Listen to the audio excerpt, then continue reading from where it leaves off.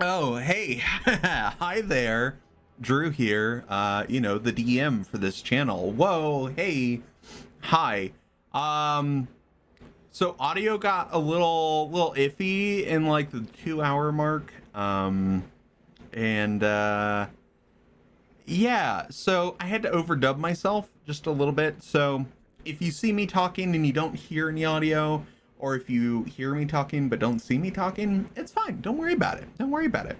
And a little extra content warning for you around the 29-30 minute mark.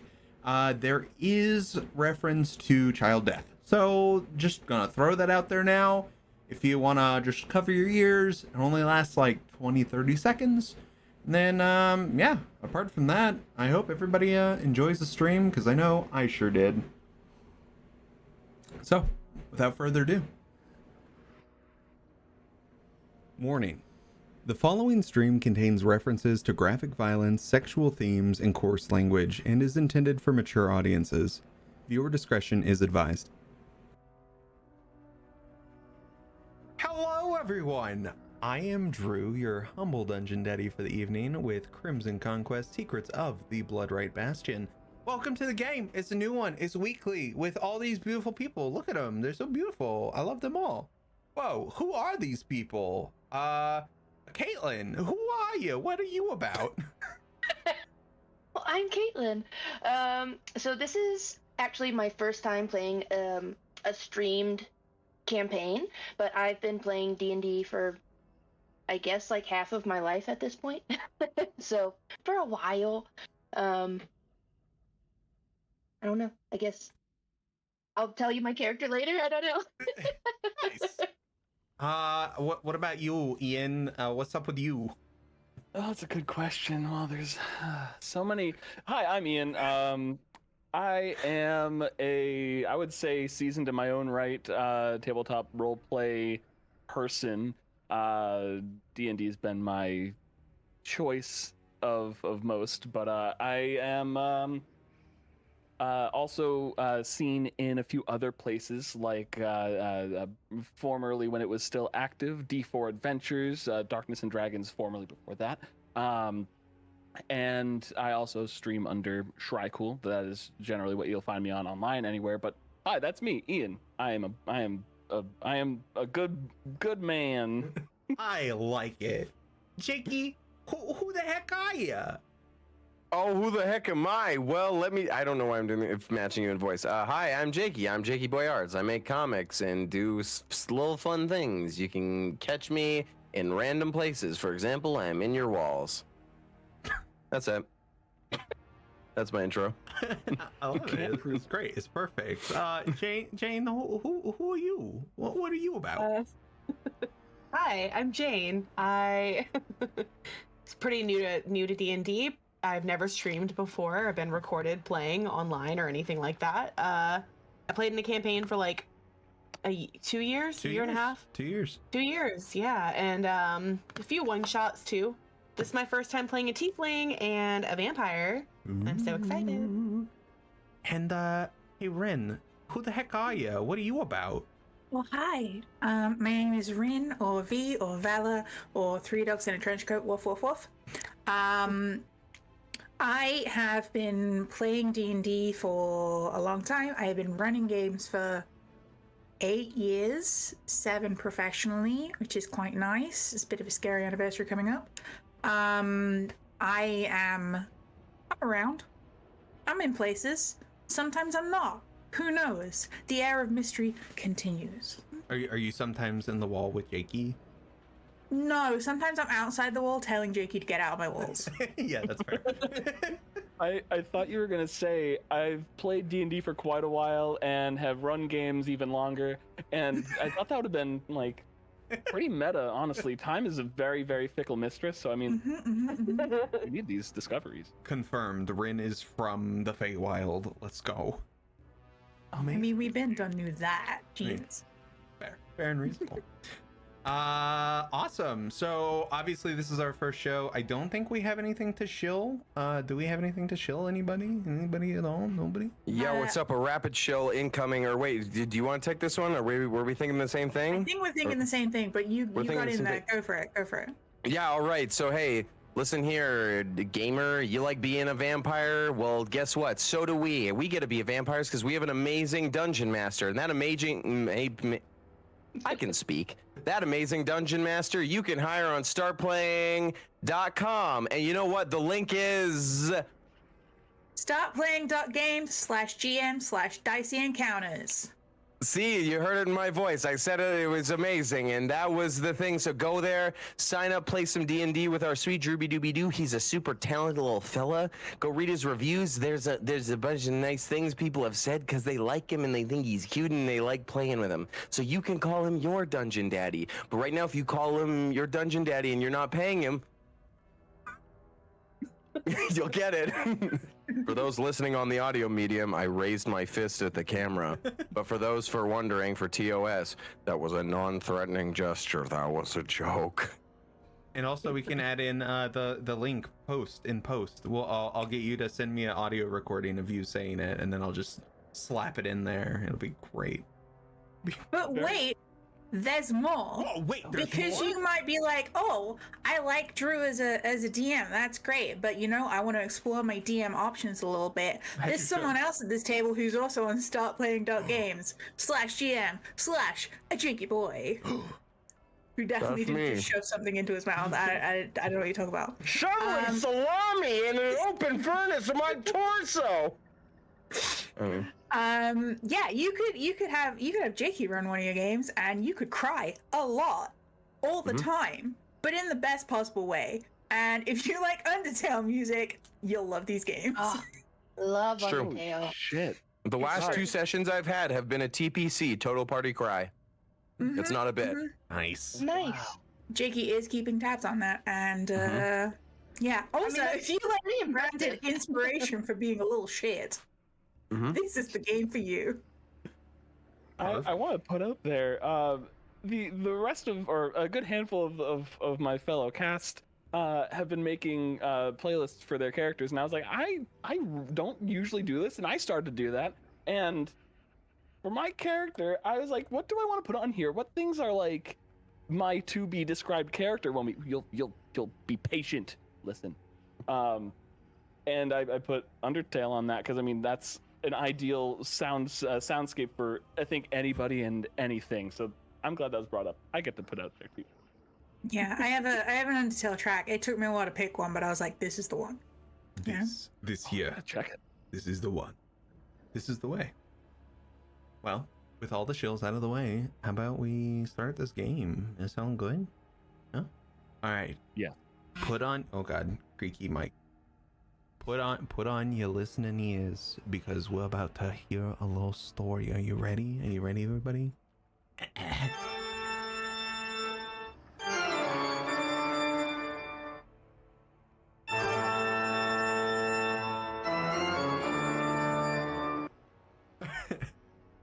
The night sky stretches above, adorned with the ethereal glow of 3 looming moons casting a silver hue upon the world of Daucus. From this vantage, a lone bat takes flight, weaving gracefully between the lunar lights. Beneath, a dense fog shrouded in mystery unfolds like a tapestry of secrets. As the bat ventures deeper, the fog gives way to the sinister expanse of the Sanguine Oaks, a cursed grove adorned with twisted trees, their crimson leaves whispering tales of darkness. Vine-like tendrils slither through the shadows, lashing out with an insatiable thirst for blood. A spectral watcher, an otherworldly wraith, silently glides through the ominous grove, a guardian of the path which lies before. The watcher's unsettling form melds seamlessly with the darkness, letting out a shriek as the bat passes by. Emerging from this crimson grove, the bat soars towards the imposing Bloodright Bastion, a fortress of malevolence. Dark spires pierce the sky, ornate details twisted into menacing angles, evoking an atmosphere of dread and foreboding. The Bastion, a beacon in the dark, looms ominously over the cursed grove. Ascending one of the long and twisting staircases, the bat glides past two vampiric guards, their armor reflecting the moonlight as they stand watch over the fortress. Through an open door, down a dimly lit hallway, where the echoes of bloodstained choices resonate through the halls, the bat maneuvers with purpose. Finally, it enters the chamber within, where the shadows dance in anticipation. Before you, the Scarlet King, a vampire of unimaginable prowess, the bat undergoes a transformation. Dropping its bat form, a young-looking vampire emerges bearing a vial, the offering that will seal the fate of those about to become true creatures of the night. There we go. As the five of you stand in this room with the Scarlet King before you, you see this tall, very thin and gaunt elven male standing in front of you with almost stomach length white stark hair, a large golden crown, surrounded by these two longer than normal ears. His red cape almost appears like wings as it flutters without any movement of air. You also see with you a woman, her skin darkened with red pustules all over it and a large brim witch hat. Underneath this hat, you only see two beads of red eyes and a twisted grinning smile. The Scarlet King looks over at this vampire that had just emerged, is handed the vial, and looks at the three of you, Morgrid, Maeve, and Rias. You see the top of this little ornate silver vial, contents hidden by this chrome finish. The top pops off, and out of it, you see this stream of blood swirl up into the air. He stepped forward to you, Rias. The blood goes, and without a choice, without an option, some of it is immediately thrust into your mouth as you feel this very irony taste in your mouth as it goes down. As this is happening, your vision kind of blacks out for a moment, and you start having visions of what got you here in the first place. Ian, can you describe your character? Of course. From where we're currently at, you would see a relatively short-looking being, 4'5", in a very, very tasteful cage at the moment. He has shoulder length, a bit messy, gray hair. It's mostly peppered with strands of black, white, silver, gray in there, but from a distance it's very muddled gray. There's some very tattered, almost vagabond-like robes that he seems to have worn for quite a while, or maybe they were meant to look this way. Underneath, his arms reach back away from the bars, and his hands and arms are not sickly in size. They're very thin, but very, I would say, closer to lean than sickly.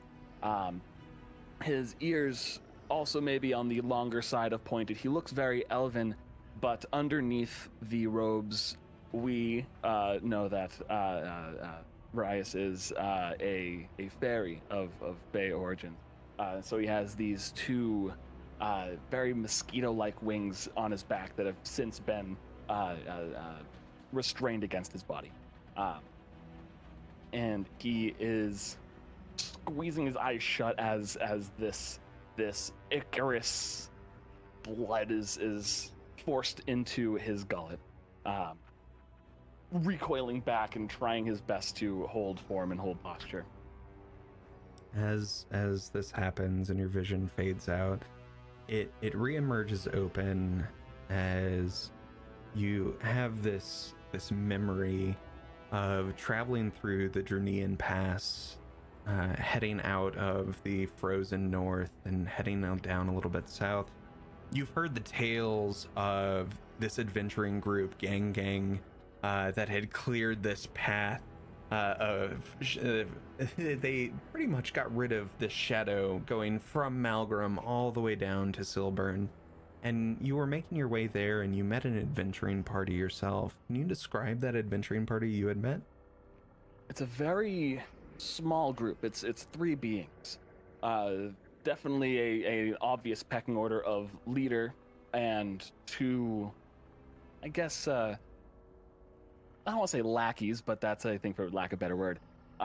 All of human appearance. The 2 lackeys are dressed in what look like stolen garb, stolen armor, and they're all armed to the teeth in different melee gear, crossbows, daggers, short swords.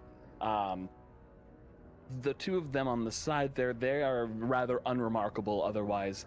Scruffy, short, dark hair, stubbly, and the typical goon, I guess, is a good way to look at him. But the one of importance is their leader, very broad-shouldered, taller than the other 2, very stoic and silent. He has also kind of following the same trend of shorter, scruffier hair. He has some mean chops going. He keeps his chin, his upper lip, underlip very clean. He just has those mean chops, piercing light brown eyes, at least for in the moonlight. And he doesn't smile. He keeps his mouth very much hidden away, closed, so we cannot see in past his lippy grins whenever there is a hunt to be done or whenever there is revelry around a fire.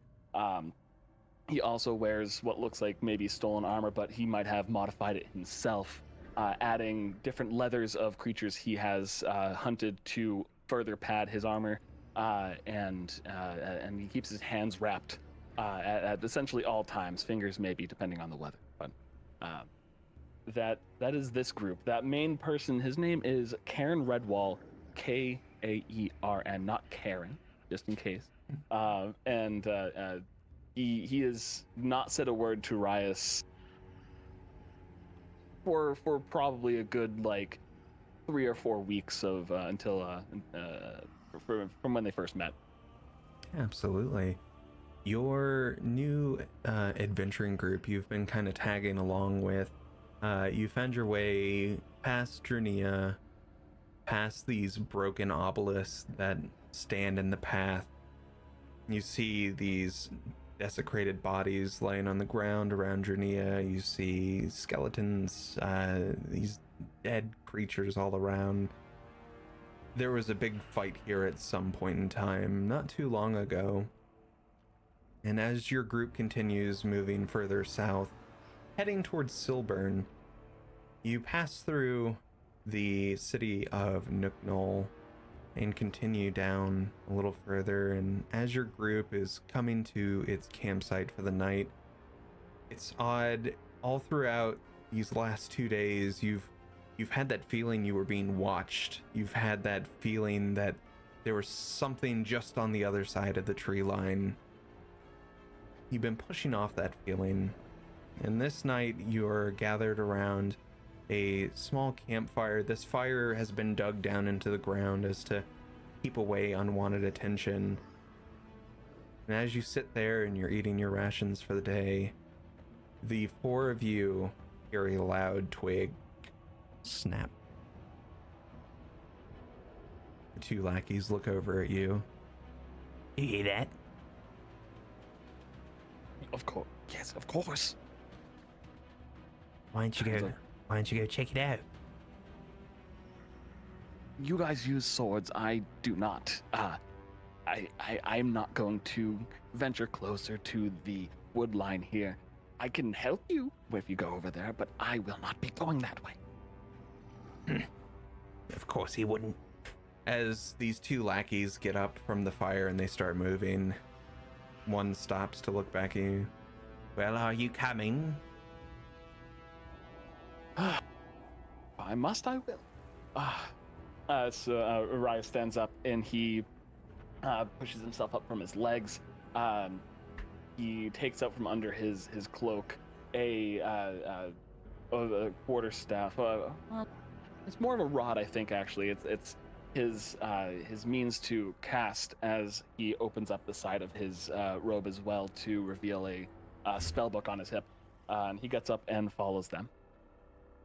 Noticeably, as you look back, Karen still sits poking at the fire, not saying a word, occasionally glancing up at the three of you, and then back into moving the embers around. He doesn't give you any motivation to go. He doesn't give you any inspiring words, anything. Just a simple look up and nod. As the other two are moving closer to the wood line, one has their rapier drawn, the other has a short sword. It's rusted and old, and these two have seen some combat in their time, and they start moving further into the tree line, and as they do, you start to lose sight of them as you're following behind. And before you know it, they're off in the woods, and you're secluded alone. You do no longer see the fire behind you. You no longer hear the two in front of you. He gulps and casts mage armor on himself immediately. As you do, you stand there, the silence of the woods. You hear leaves falling around you, making these terrible noises of just pop, pop, pop. And you stop and you listen for a moment, and you start hearing commotion a little northeast of you. The commotion's a little muffled at first, but it's louder and louder as you hear these footsteps hurriedly running towards you. You hear these leaves being pushed down and crumpled underfoot as it's right in front of you, and out jumps this deer. Jumps right past you. And right past. I begin almost saying a full incantation to cast Ice Knife at whatever is jumping at me, and I catch it right before it goes off. The deer. Deer. Past you. The other two come back. Why didn't you catch it? It was our dinner for the night. Well, I don't think magically tainted meat would help anyone in a good dinner, and plus, have you ever been tackled by a deer? That would have put me on my ass within moments. Rias, you're useless. I can't even imagine. And then the noise stops as you watch a bolt go from the back of his neck through his mouth. And he drops to the floor. I look around immediately, trying to find where that came from. And he is again about to cast Ice Knife on whatever appears in the distance. You wait. The other lackey hasn't shown up. All is quiet around you.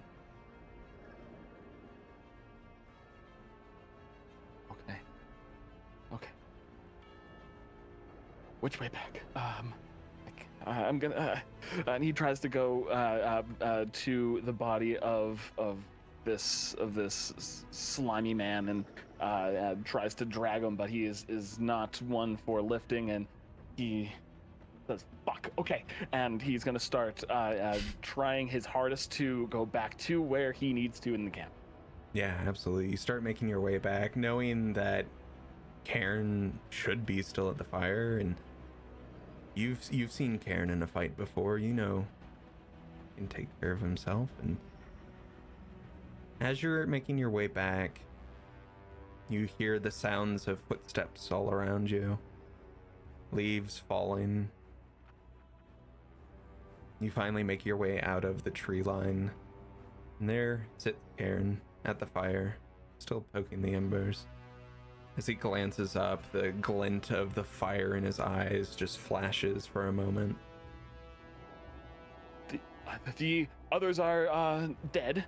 Bolt through the mouth of one of them, through the back of the and I don't know where the other one is. I personally, I will forgo any pride. I need your assistance, Karen, please. He looks at you, he pokes the embers a few more times, and then stands up as he tosses the stick to the ground. As he does, it knocks a few embers and they go up into the sky. He looks around, you're looking around. The footsteps from the forest are growing louder and louder until you hear a as you see an arrow fly by as Karen just reaches up, as simple as can be, snatches the arrow from the sky, throws it down at the ground. He looks at you and says, "Do you want to see real power?" A frightened but excited grin stretches across Rias's face, and he says, "Do show." As you say this, you see this twisted smirk on his face as he disappears from your vision. Just you hear twigs snapping. You hear the occasional "Ah!" as you feel for once an eerie silence. And you feel this breath on the back of your shoulder as you feel a hand on the side of your head and this sinking sensation on your neck. You feel your blood being pulled from your body, the warmth leaving as you slowly fall to the ground. With a thud. Very, very just fast. As you're losing your vision and you look back up, there stands Cairn, blood dripping down his face. Blood dripping from his hands, from his claws. And you again see that ember-like shine on his eyes as they glow a blood red. You lose your vision. And the next thing you know, you've awakened in a cage. With this iron taste now in your mouth, standing before you, this tall, thin vampire. Oh. Well, I should thank. Oh, goodness. I thank you for your gift. It is a gift. Good. You all watch as this tall elf, the eyes glance over to you, Maeve, still in your cat form. He stops. The vial still stands. Says, "Why don't you come out of that?" As there's a slight wave of his hand as you feel pulled out of your wild shape.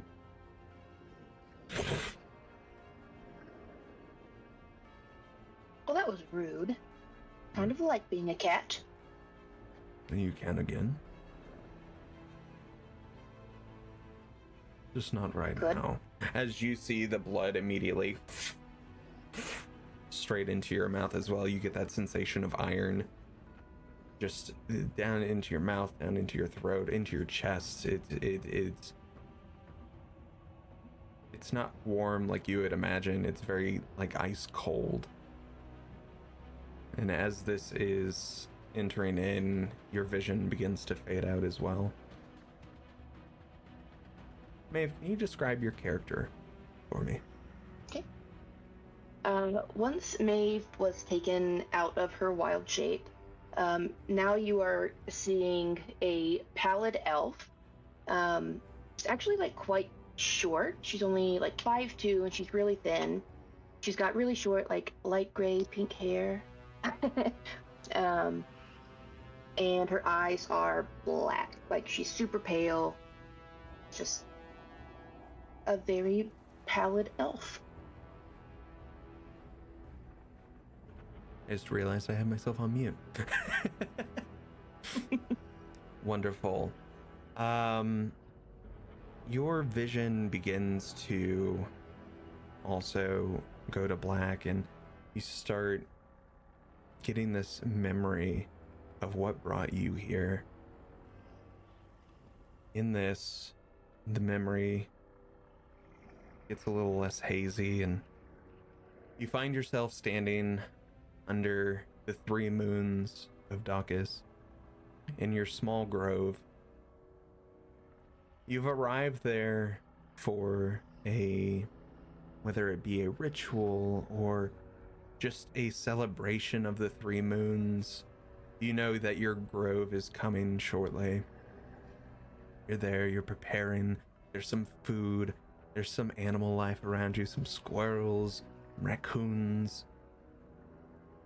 And these things are all around you, and as you look around and you take in this moonlight, you feel this presence around you. Very quickly,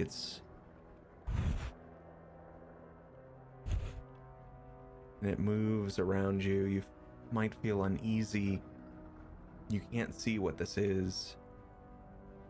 Before finally, out of the side of your eye, you catch this vision. It's this gaunt looking person, their eyes glowing red, with a hunched back, looking at you, staring at you. You've seen this look before. You've seen the predators of the woods. This is not a kind face that stares back at you.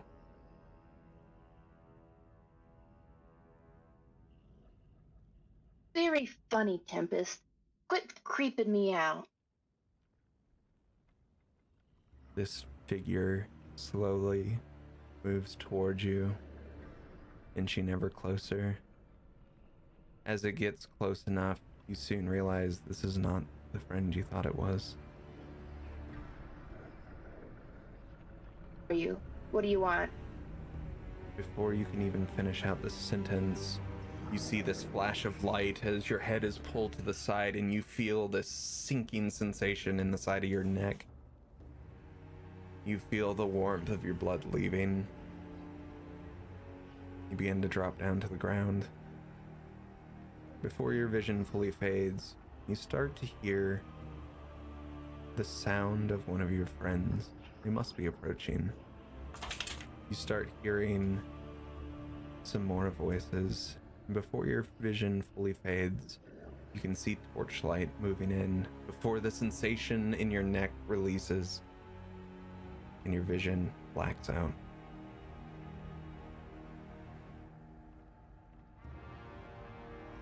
To you, what might seem like an eternity, these visions of just this black sand beach with black waves crashing onto it. Your vision reopens. Maeve, you have a hunger inside of you. You have this insatiable need for something. There's almost a rage inside of you. The first thing you see when you open your eyes is your friend Reyna, this middle-aged elf. As she's standing over you, you feel what you would have remembered to be this warm sensation from a healing spell, but it's not doing anything for you. Reyna's looking down, one hand on the side of your face. Maeve! Maeve! Maeve, please wake up. Open my eyes. I'm not gonna say anything to her. I'm just gonna, like, it's just sort of, I open my eyes and I immediately, like, just attack her. And, like, just naturally, I know what it is I need. Like, my body is moving without me like having any sort of conscious thought of it, and I am draining her of her blood. You do, and this feral nature takes over you. You've experienced this before when you've wild shaped into some of these more predator-like animals. You've felt that drive, that hunger. As her body All-consuming. Collapses to the ground, you see these lifeless eyes before you. Before you glance up and see another torch approaching, there you see Sarowyn, a very young elf. You know this, I believe, to be the daughter of Reyna. Mom? As she starts running over to approach her mother.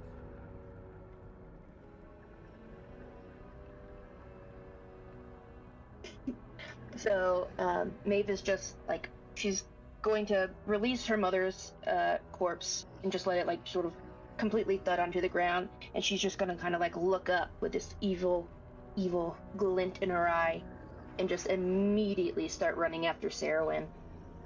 As you start running, you see the torchlight of an older elf, crippled and hunched. She says, "Sarowyn, get away from her! Sarowyn!"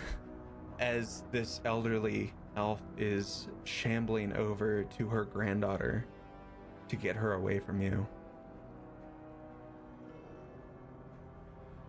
There's not enough time. At this point, I think the hunger is starting to intensify a little bit. So rather than just biting Sarowyn, I kind of like turn her head just a little bit too quickly and forcefully, and so like it doesn't like rip her head off or anything, but it definitely like is extremely unnatural. And yeah, and she's gone also. Farrowyn tries her best to fight you off of her granddaughter, but to no avail. As Farrowyn becomes the next victim as well. As you begin to feed on Farron, you see the light of another torch. Much lower to the ground, you see your gnome friend, Tempest. Tempest sees something odd. He doesn't understand what's happening. The torch lights that these three had carried around you have been snuffed out.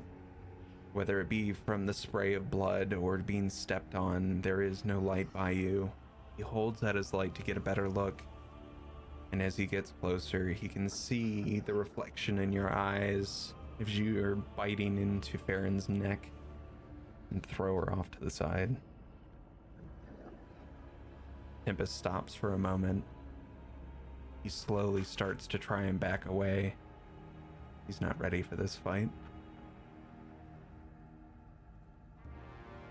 No, he's not. So once again, my head just sort of like snaps over into his direction, and whenever I see him backing up, I'm like, "Do you see what's happened? We were attacked. Like, you have to stay and help fight." Maeve, where are the enemies, Maeve? What were you just doing to Farron? G was an enemy. They're doppelgangers. I don't even know if you're real. As Maeve's like starting to like get closer to him. Maeve, it's me. It's Tempest. I don't know. You might attack me just like they do, or they did. I couldn't. Maeve, you have to believe me on this. Maeve. Then okay, maybe I guess I believe you. I guess we should just go. We should just go. Look, the grove isn't safe today. No, I have to go check on them. And he kind of like pushes you to the side for a moment as he starts moving towards these three bodies on the ground.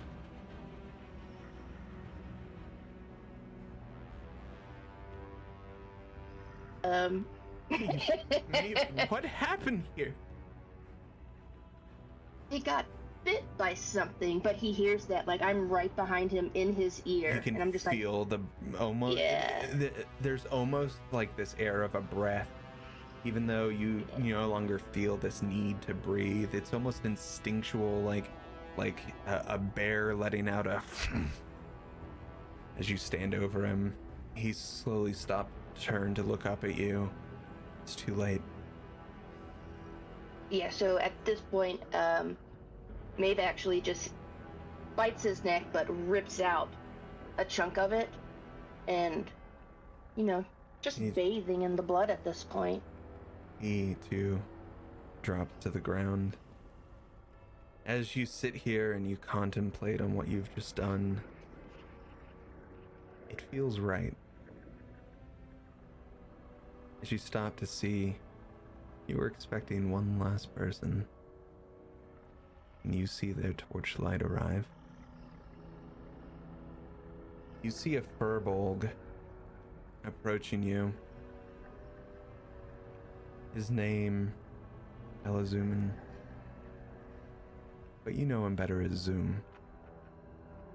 He stops. He looks around you. He immediately knows something's wrong. He draws out his scimitar. He looks at you and he says, Maeve, what have you done?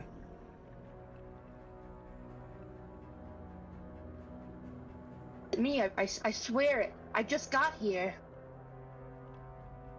He looks at you. He looks around. Says, Maeve, you can't lie to me. You've always been a shitty liar. As he lunges forward with the scimitar, you move out of the way just for a moment. He picks up the sword, realizing it's still you. He comes back around. You feel this pressure on the back of your head as the hilt of this sword slams down on the back of your neck. You're dropped down to the ground for a moment. You look up, and as you do, you manage to get one good swing out of him. It slices down on his face.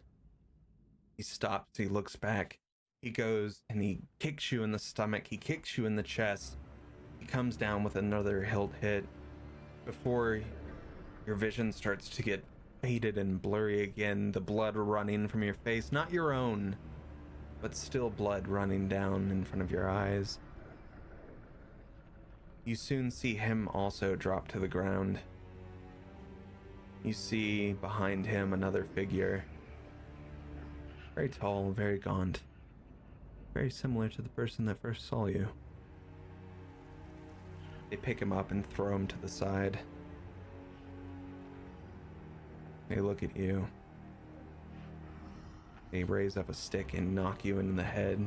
Your vision fades. As it returns, you find yourself back here now. That taste of blood, much different now than when you had first tried it. This one has that iron taste to it, but none of the warmth, none of the comfort. As before you stands the Scarlet King. He gives a nod, a shake, and moves his direction now towards you, Morgrid.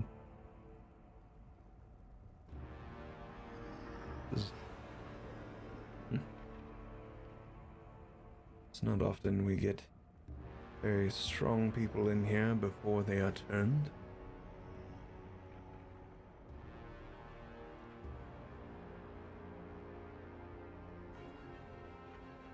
You're muted. We can fix that in post. We'll edit it in post. Well, Morgrid would have responded. It's not very often that a strong person loses a fight as badly as I did. I'd be intrigued to find out more about that. As you two see this vial with the blood lingering in the air, as just like the other three, it pushes past your lips into your mouth. You feel this cold iron just fill the volume of your mouth down into your chest, down into your stomach. Your vision too, these golden eyes begin to close as you begin to remember what had happened and what had brought you here. Can you describe your character? Yes. Margaret is very tall. She's 6'3". She is the color of onyx with hues of purple and blue and charcoal. Her eyes are like a glowing, bright golden amber color. She has kind of a permanent scowl on her face. She has long pointed ears, 2 sets of horns. Her horns are also the color of onyx, but they're tipped in like a yellowy amber gold. She wears all black, as is her uniform for her, I guess, Assassin's Guild that she's a part of, or Bounty Hunter Guild, I should say. She wears some gold on her that are clearly, rewards of her bounty. She's very, very muscular. Yeah, she kind of walks with an air of confidence and pride, but somehow falls back into the shadows quite easily. Morgred, your memory returns to you, and the first thing you remember is this vision of this city, the city of Wayston. You remember being told as a member of the Bruised Banneret, you're part of a guild of the underworld. Not there by choice, but by circumstance. You've been given a bounty to prove yourself. Your bounty has been said to be in the city of Wayston. It's broken down and on the outskirts of the shadows. You've been warned, even from these devious people that you work with, that the shadows are no place for anyone to be, really. But you found your mark. Between these wooden-lined buildings and these dark alleyways, you've found the person you've been looking for. You've been tailing them for 3 days. On this night, you've followed them to a local inn. This one, rather small in comparison to the ones you've been to before. But you watch as your mark goes inside and the door shuts. Well, I found him. Petrus Cedarsong. He's some sort of human trickster. I suppose he stole something from Suna as my commander. I'm gonna follow him in, try to stay low. The things I do to protect my own life. As you slowly make your way towards the door, it opens with a creak. Inside, only a few people. And you take note, the person you're there with is speaking with the innkeeper, a rather large, burly man. He just has on top this small little, apron, lots of chest hair showing through, and you can hear the conversation from opening the door. He says, "Well, yeah, if you want the room, it's right up there, up the stairs. Yeah, I suppose you've paid me enough for a 4 nights, so it's all good. Here's your key." Hands it over. The person you're staring at, very slender, small, has a small mustache with a little goatee. The hair comes off the side, black. Very douchey looking. if there were any better phrases. You watch as this Petrus that you've been following glances around the room, takes note that you've walked in, grabs the key and starts heading up to his room. The innkeeper glances over to you. "Oh, hey there. Interest you in a drink? We've got bottom shelf liquor. It's great. It's wonderful. It'll get you feeling just right." Yes, I would love a drink, actually. Yeah, perfect. Can I have the middle shelf liquor, possibly? You glance over behind the bar. There's a shelf on the bottom, and the 2 shelves above have been busted and broken, and there remains nothing on those shelves. I'll take whatever you have. That's a good joke. Yeah. As he grabs one of these cups from under the thing, a little bit of dust on there, he says, ugh. Takes this rag and rubs it clean, sets it on there. You see him grab one of the bottles from the back. You hear the cork as he starts pouring this liquid inside. It appears to be some sort of mead. Don't know how good it might be. He says, I'll run ya 2 copper. I give him 2 copper. All right. Well, we ain't got food tonight, so you're gonna have to just deal with that. So, yeah, enjoy your time here. Cheers. Yeah. Say, I'm actually meeting a friend. Is it okay if I take my drink with me? Yeah, you can take your drink wherever you want. Just leave the cup when you're done. All right, then. I take my drink and I walk off. yeah, you start meandering off. You look around. The people that are here seem to be locals, not really caring about the quality of the drink they're getting. Maybe don't have really anywhere else to stay. There's only a few in there, mostly human. A couple give you a glance, and you think nothing of it, as you've seen these looks before from the humans. Despite the looks, I've given the innkeeper, in my opinion, an adequate excuse to go upstairs. So I head on up in the direction that Petrus went, thinking this is going to be a very easy kill, because that guy is tiny. You find yourself climbing up these creaky stairs, and as you get to the top, there are 4 rooms, 3 of which the doors are ajar, one of which is freshly closed. I walk over to that door, try the lock as quietly as I can. It won't open, so I have to pick it, of course. As you do, this is a fairly simple lock. You've done these ones before. You get in the lock pick and get the little jimmy in there and wiggle it around a little bit, doing your best to remain quiet. For the first roll of this campaign, can you roll me a d20 plus your proficiency? And let's see. All right, let me pull this up.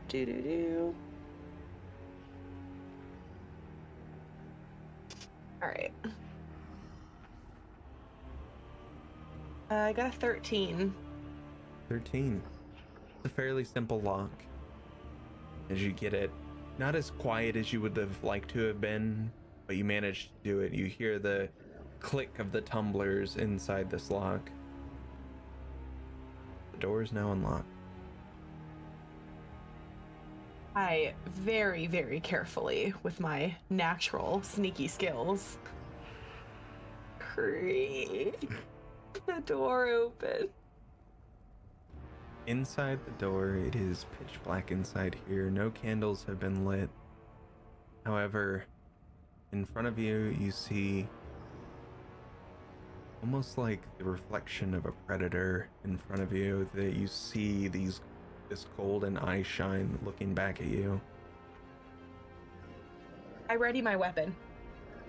Absolutely. You pull out your rapier. It's at the ready. You have it at your side. You hear a voice that just says, "Well, don't dally. Come on in." I did not know you were expecting me. What? I'm sorry, but I'm here to take your life. Very well. I do feel bad, though, that your family will never hear from you again. As you hear these feet just on the floor, in an instant, you've been yanked into the room. The door slams shut behind you. Your rapier, as you've been thrusted into this room, clatters to the floor. You've lost your hand on this. there in front of you, this small, gaunt little man, the golden eye shine, the golden eye shine of him, it reflects in your face as you're almost face to face. This would be such a shame. I could really use someone like you. As your head is pulled off to the side and into your neck, you feel this sinking sensation. Again, you feel this warm blood being drained from your body. Right before you I'm not leave. going down without a fight. I'm like flailing the whole time, trying to fight this guy off. You manage to bring up your arm and you give him a solid punch to the face. It's you feel this release of this pressure on your neck as you hear this just guttural as he goes back in for a second bite. Clearly he doesn't want this to end, and you start flailing more, and as you do, you get a good sucker punch right to the eye, and you feel his teeth come out of your neck. As he stands there for a while, you feel the swift kick right into the middle of your back. But he stops for a moment as you're laying there. And he looks towards the door as you hear these heavy footsteps moving closer and closer towards the door. As you watch him polymorph into the bat and fly out the open doorway, or open window, excuse me. As the door flings open, the last thing you see is the innkeeper looking at this in dismay, disgust. There's blood on the floor, there's someone dead here. And that's the last vision you feel.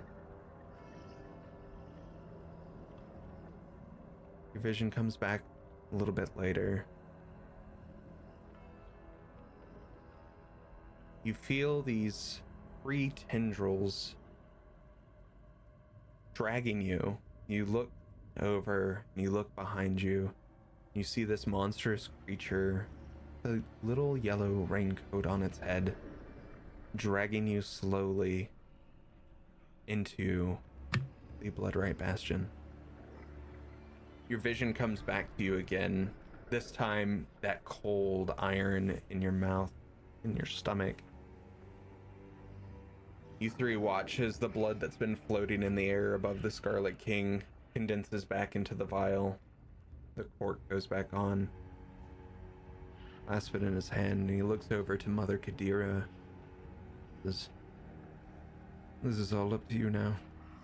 He looks back to the 3 of you as you watch him just disappear.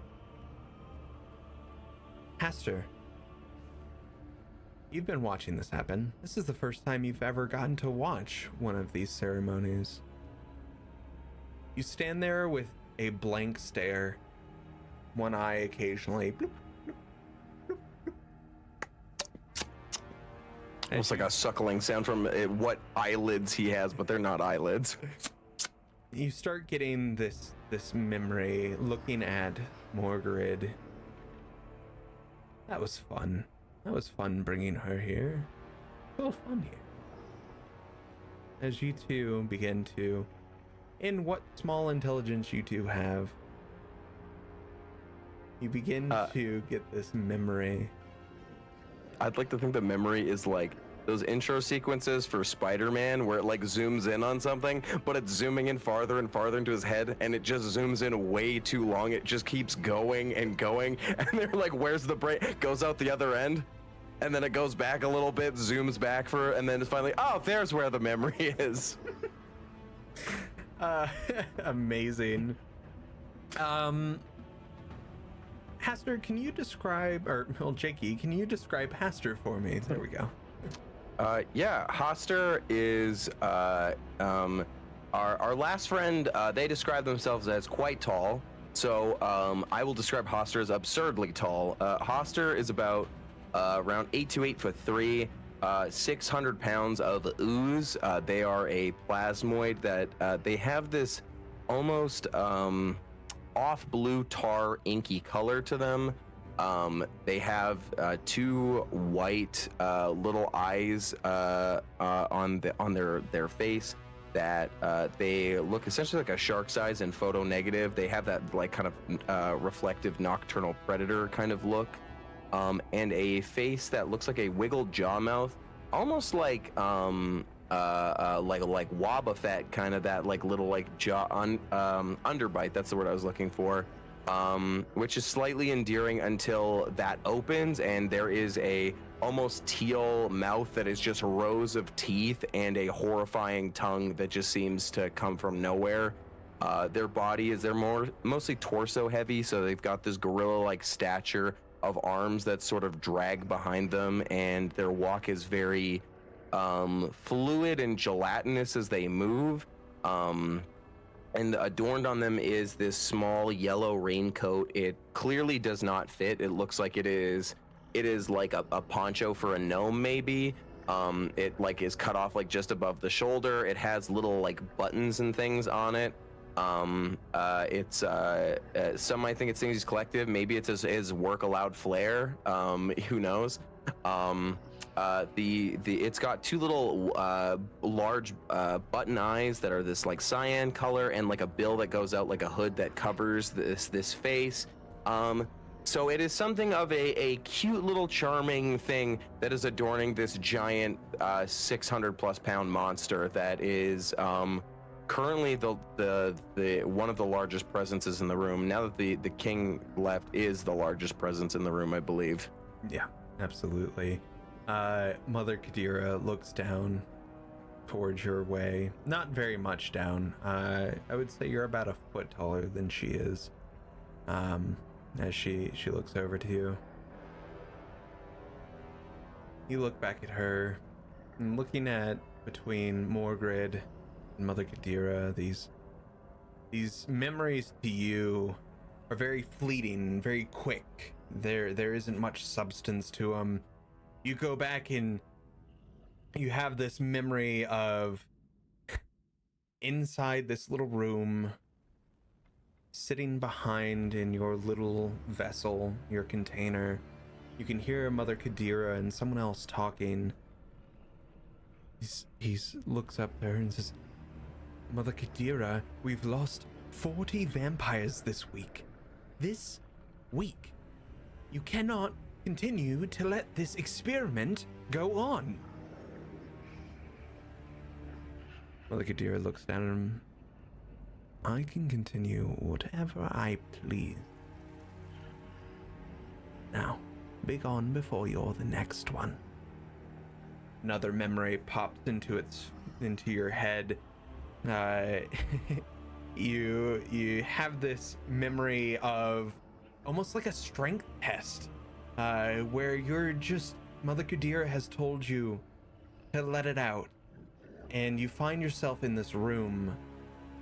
There are people standing all around you, and you just hear the simple voice of Mother Kadira before she shuts the door. Hasta, dispatch them, please. As the door closes. Dispatch.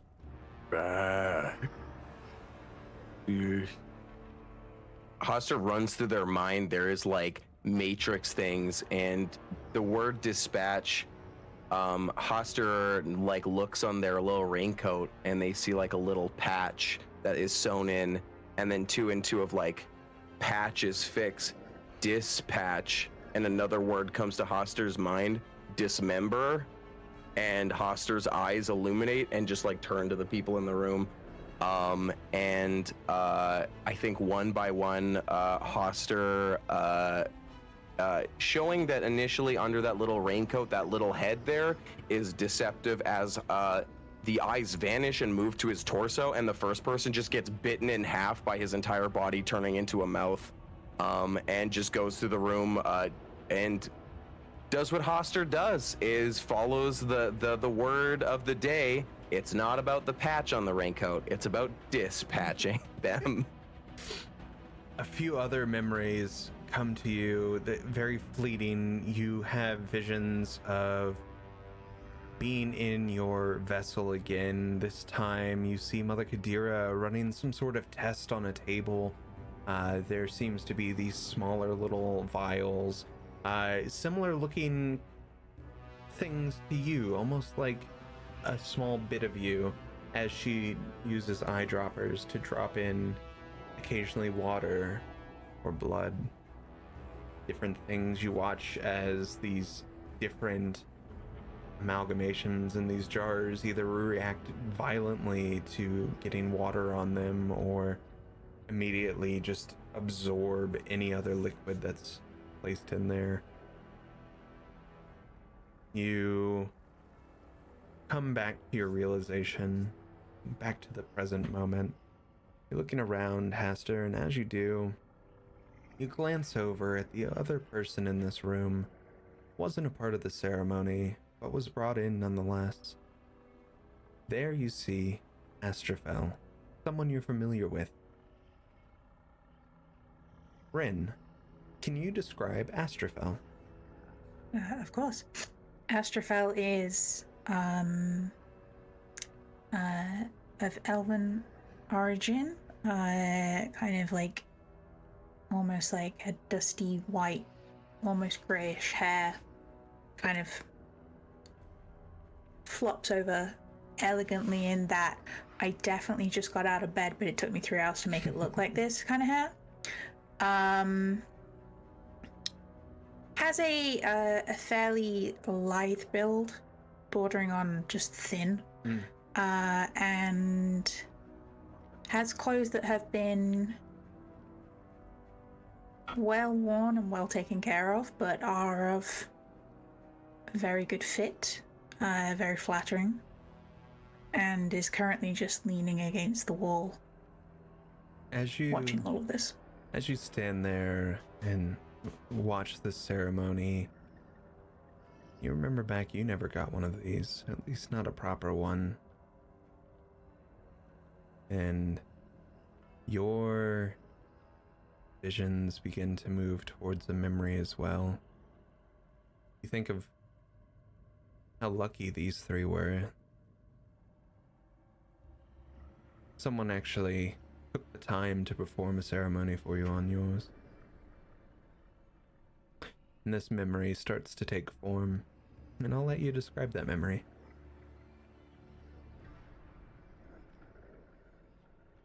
I was not a hunter. They came to me. I was Celestia, a taste of the stars for a night. That is all you need to know of the past. But neither was I hunted. Pursued, yes, in the way that pleasure seekers chase to light, addicts root for oblivion, or a glutton seeks the next mouthful. I was pursued by many, for I was a mouthful worth the cost. It is here our story opens, with pursuit. They pay in full up front, and insist on a more remote location. This is not so unusual as to surprise, and with coin in my pocket, I am hardly one to deny them this simple request. They give a name, I do too. Sweet little lies. We both know how this game is played. It begins with the exchange of knowing glances, like the opening notes of a melody that sets the mood. Hands, fingers, and whispers become the instruments, playing in harmony to create a rhythm of shared desire. Soft caresses become a language, a silent conversation etched on a canvas of skin. Each touch is a brushstroke, painting the landscape of anticipation with hues of intimacy. I am an artist, whether I am the canvas or the paintbrush. I have put in the time to become skilled at my craft, and I never, ever disappoint. They are as everyone is, sweet and pliant in my hands, desperate for my lips and teeth and tongue. I know not what is to come. They bite. There is pain, but that is not new. Pleasure always follows, and so it is here. A wave of bliss as our bodies collide. This is not the first time teeth have taken their hunger on my skin, but it will be the last. They take.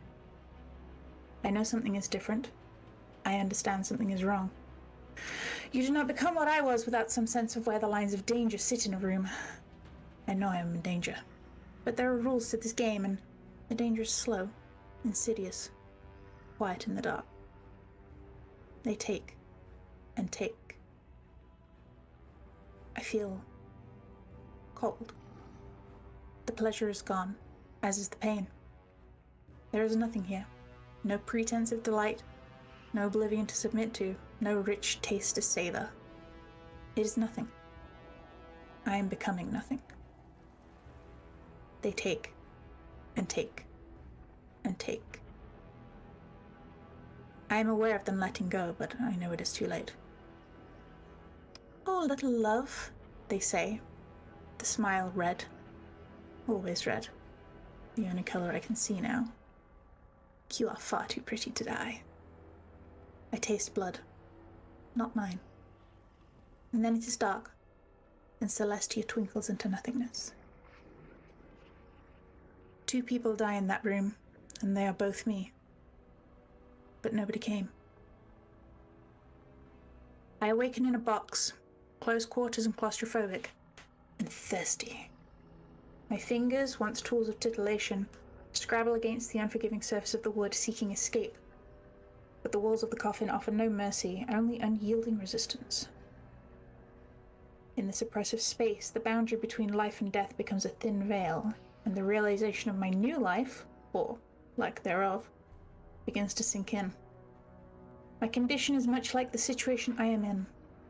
It is a prison with no key and no reprieve. The solitude is deafening, and I realize the absence of sound is within me. My heart, my lungs, my very soul is unstirred. It angers me, and I channel it into my form, knuckles breaking the thin timber. I crawl out of my grave. It is the longest night of my life, and death. The stone betrays my true name, my familial connection. It will one day be covered in moss and grime, just another forgotten soul in the graveyard. The flowers from mourners are already wilting. I do not look back. There is nothing worth a dead man's hope. I take only what I need. It gets easy with practice, and in time I only kill when necessary. I entertain, as I once did, and most expect a little pain with their pleasure. I am not Celestia, not anymore, but I make do. In time, I move cities. It is easier, the marks are less personal. In time, the Order finds me. Sir Orin is not as malleable as my usual targets, but he falls into my bed all the same. In time, I meet others. I ply my trade for protection, a necessary exchange for now. But one day I will hold my own leash. And should the one who turned me darken the doorstep of my old life again, but now I will be spared the sight of them. In time, perhaps, I will find them. I will be the hunter. And I will not miss. As you glance around this room, your eyes meet with Aster's blank stare. You glance over to Mother Kadira, and she poignantly looks at you. Now fell. Sovereign Orion Dominicus has placed you in charge of this lot. You will have Haster as your muscle, if you will. You are to take this group and go out and bring us some food. Simple as that. Is that something you can do?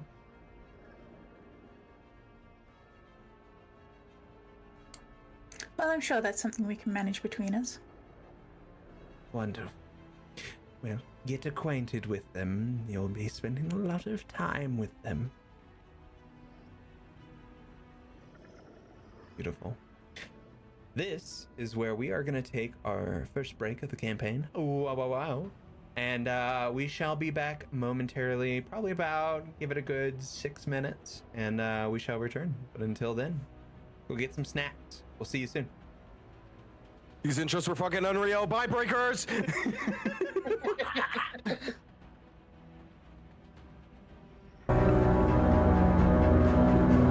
everybody. We're back from break. it's a bunch of vampires. Whoa, they're not just vampire spawn no more. They're full-on vamps. Wowee. All right, I'm excited. I'm done. Yeah. Bleh. If you did miss the first half of this, well, you should go watch it on YouTube or listen to it on Spotify, because then you can hear the whole thing. Long story short, what you missed is all the interesting backstories of all these beautiful characters and all the trauma and drama and everything in between. So I just love it. What you missed is everything. You missed it all, actually. Yeah. So Start from the beginning. That's what you missed. It was an hour ago. You got this. But yeah. You actually just missed everything, you absolute amateurs. Go back, sort out your life Go choices. back. Come Go on. back. You know what? Hop on the bike. You know, that's the sound my bike makes. I don't know why. Have you- Probably wanna get because that it's checked just out, JD. handlebars. It needs some It's only grease. handlebars. Need some milk. So, all of the characters have found themselves inside the room where Mother Kadira has just left and has tasked Astrophel and Haster to be in charge of this new group inside the Order Immortalis. And we will start from there, and I will let y'all have it.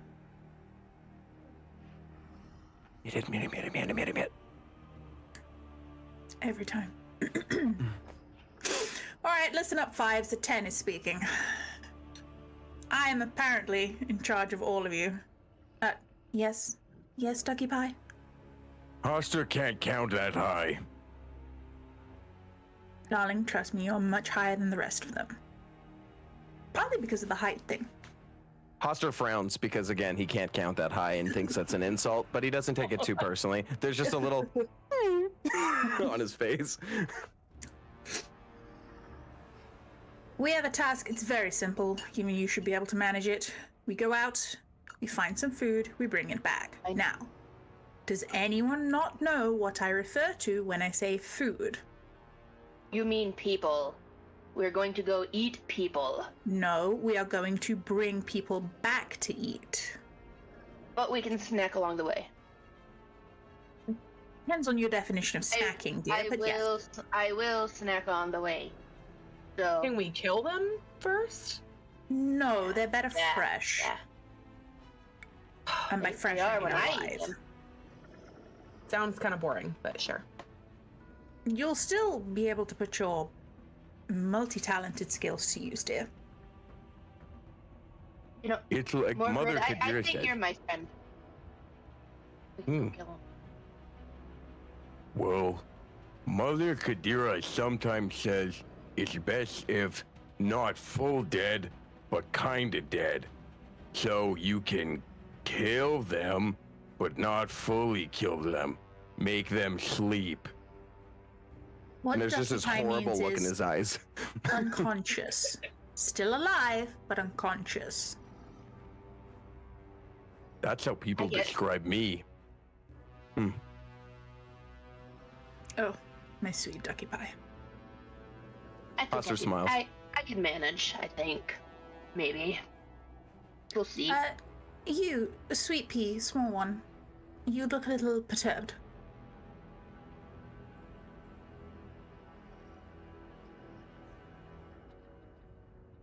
Is that better? Yeah. Well, look at that. Mhm. I assume we're not foraging for anything besides meats. Living meats at this point, of course, but is there any purpose to pick up any sort of vegetation on the way or anything like that we can Are you probably craving a grab? salad, dear? Why would I not be? Yeah. Maeve is just absolutely disgusted. at Ash him says even they tell us suggesting salad that. all the time. Well, I don't need it to be thrown. I actually would be looking more to consume it. I consume it quite often.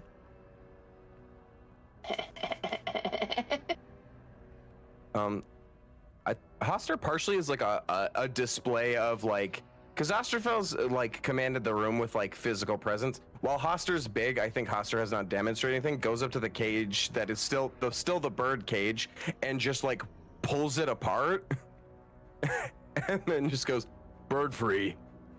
Take a step back, steps out. Thank you, my large, incredibly strong friend. Friends. Is this official? Are we all going to be officially friends going forward here? As I hope we.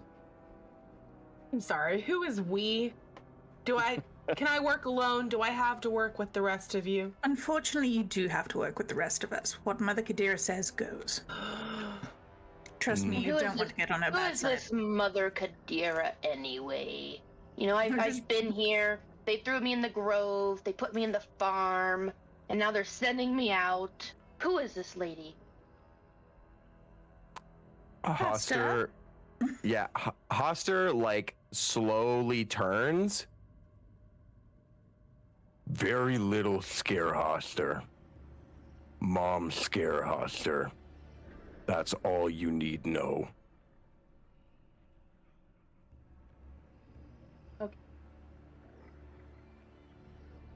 And All just right, well, let's go. We got bodies to find. please lead the way. That we are talking hat lady with the eyes and the. Oh, yes. Yeah, I understand that fear. Okay. Well, where to? We're going out to the market. I'm sure we're going to find the most choice cuts. I mean, you could call it a market, I suppose. If it... Go on. No, you go. Okay, Hoster is gonna like point to each person, realizing they're like, uh-oh. There's a moment of them not realizing who is, and points to like to Ash and goes, Ash. And then to Morgan, more. And then Bird. Who you? Maeve. Maeve. That's the easy one. Then you shouldn't get it wrong. Hoster looks very afraid for a moment and just like a goop like turns into a bead of sweat of like, oh god, oh no. And just repeating in the back of his head, Maeve, Maeve, Maeve, Maeve, Maeve. Does Bird have name other than Bird? Yes, you can call me Bird. It's much easier. I understand. But my name is Rias. Pleasure is mine. Rice. Yes. More fine. Rice, Ash, Maeve. More Rice, Ash, Maeve. More. And he's just repeating that for like constantly to himself. He's counting on his fingers, but every time there's like extra fingers forming on his hands, and he's not counting to the amount of people in the room. You've got to 10. He just shows this appendage that's covered in fingers. It just looks like a flower almost. This is 10? That is art, my friend. No, it can't. Confusing the poor guy. I'm not poor. I rich. I mean, you're just confusing the rich guy. Mm-hmm. Well, no need to. Looks at the camera. Well, I don't want to be a deterrent to this.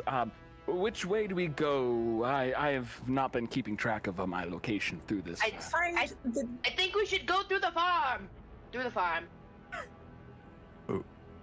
We getting food from nearby town, right? Farm is where food already is. Or we spoke. Hoster already forgot rules. We're restocking the farm because I heard there was an incident regarding some of the volunteers being. No, that was just poor management. They did not explain what was supposed to be going on properly. This short clip streams by the screen of just like eviscerated people in the farm. There's just body parts everywhere. Oh my god! Maeve is skipping through it. As it just cuts. Sunshine, lollipops, and rainbows, everything. Oh my god, it's my arm! It's Meet the Pyro, but it's Maeve. Very good pull. Very good. Excellent.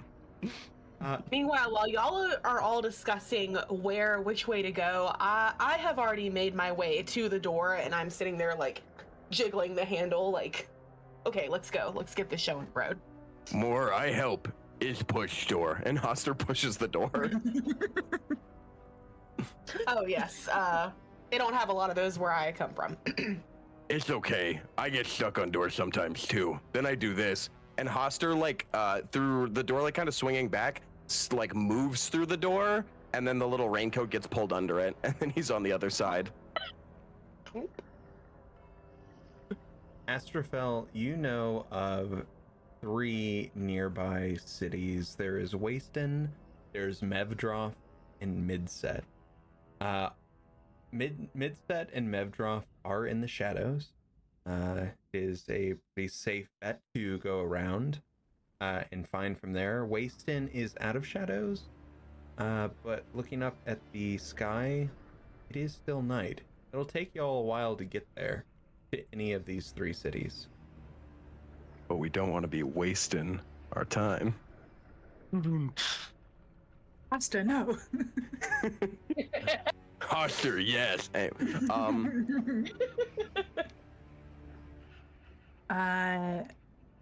Let us go.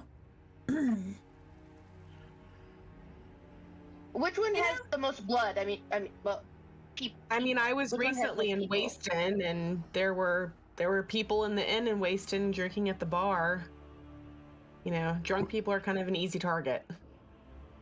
Oh, I Waston wonder what have drunk sunlight. blood tastes like. If we get caught out in Waston, it will hurt. Sunlight is no longer our friend. Well, when does what time is it? When does the It's sun go night now. down? It'll take us time to get there, and we would be wasting time if we went that way. One's closest. Which one is closest? Midset and Waston are pretty equidistant from each other from the Bloodright Bastion. Medroth would be the furthest away. What the voice in my head just said. Waston is to the north, Midset is to the south, and Mevdroth is to the west. Well, Let's why go not? to Midset. Yeah, why not stay closer and stay within the protections of this delightful shadow overhead? Oh yes, and then we can, you know, be the nightmares that I've always heard about in the shadows. I like that. I like that a lot. I might need a bit of help figuring out how to be a terror of the night, because I've been known to do a merry Me. prank. Just copy me. Just copy me. Hoster can teach you too. Don't copy her. Honey, I used to do this for a living. Just stick right behind me, and you'll learn the ways. I'll have to take notes and forge my own path, but you'll have to help me along the way, everybody. Thank you for your cooperation here. It's I time get- to... How did he get turned? Why is Who are you he pointing at? here? Right. Rias. Yeah. Long story. I'm far from home. A man bit my neck. Here we Oh, are. Same. That tends to be how it goes. Terrifying how similar. But Did everybody get bited on neck? I didn't. how I did did. I have questions about Pastor, Mr. Plasman. I'm very curious. How did you become a vampire? Hoster sits there and thinks for a moment. Hoster was in cup. Then Hoster was vampire. Be in cup. Okay. Good to know. Hmm. Wow. Hoster's good at being vampire. Can't wait to see. Can I see your fangs? Hoster like kind of like smiles and just this gaping mouth opens that looks like essentially a rows of like mimic teeth that looks like you're looking down like a leech's like abyss. Oh god, and that's then- terrifying. And then Hoster just closes his mouth and reverts back to normal. That's what sometimes they look like. That's not terrifying. That's a challenge. Anyway, shall we Hoster go? can eat with his hands. And Hoster turns his mouth into a hand, like, and shows Margaret and talks through his hand. Wait, that's horrifying. I'm going to have nightmares. I want to make sure we can, sleep safely, soundly, and I mean soundly when we're going. You don't like and sock puppets? Do you pull your hand up like with an actual sock being worn? Oh, absolutely. Like the raincoat moves from Hoster to now, like there's that. So it's Hoster's head, but then the raincoat is on there like it's a duck puppet being puppeted. You actually might have gotten me there. All right, well. Hoster is making friends. You're doing wonderfully, Ducky Pie. There's just like a wait. Hoster smiles, but this sound happens. As he puts it back on and then starts to like essentially Hoster because we're on an upper floor, yes. Hoster goes to an area. I'll show you how to get down. Hoster doesn't like stairs, and there's a grate, and Hoster just goes. And it's kind of horrifying watching the white eyes just sink down. We can still take the stairs. I mean, I could follow him. You're more than welcome to. I just start making my way to the stairs. Amazing. As you I guess I would. as you start making your way towards the stairs, you get a better look at this place than you previously had, especially for you, Morgrid, and for Rias. The stone of this almost looks like it was made of obsidian. It's just this sleek black material that's been just risen from the ground in essence. And as you look around, there's different buildings. Each one has these almost cathedral-like tops to them. But you're also overlooking this balcony as you're making your way towards the stairs.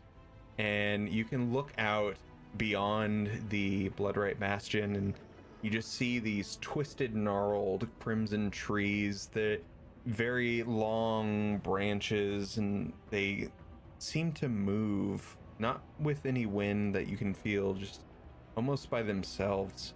Can I have the four of you, not including Hester, roll perceptions?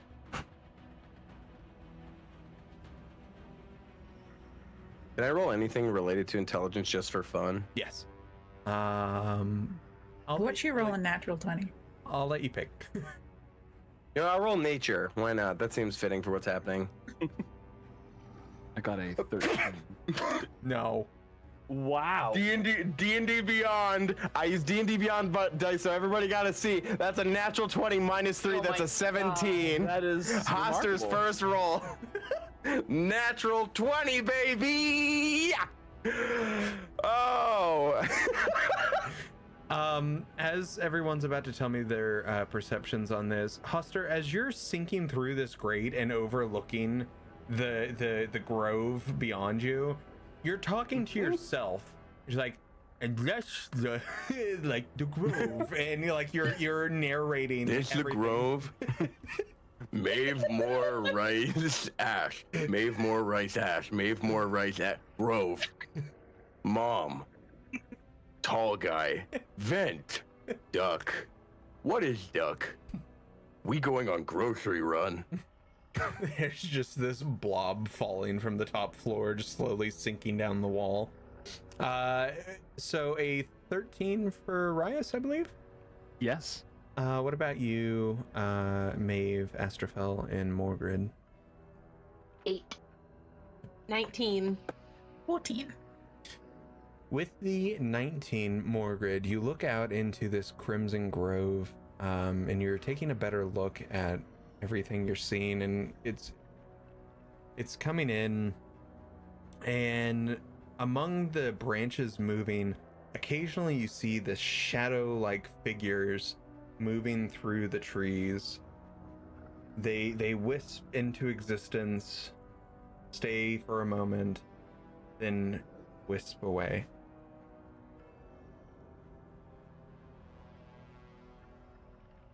I don't want to speak too loudly, guys, but I'm noticing something out there. There's something shadowy, dark, wispy, moving through the trees.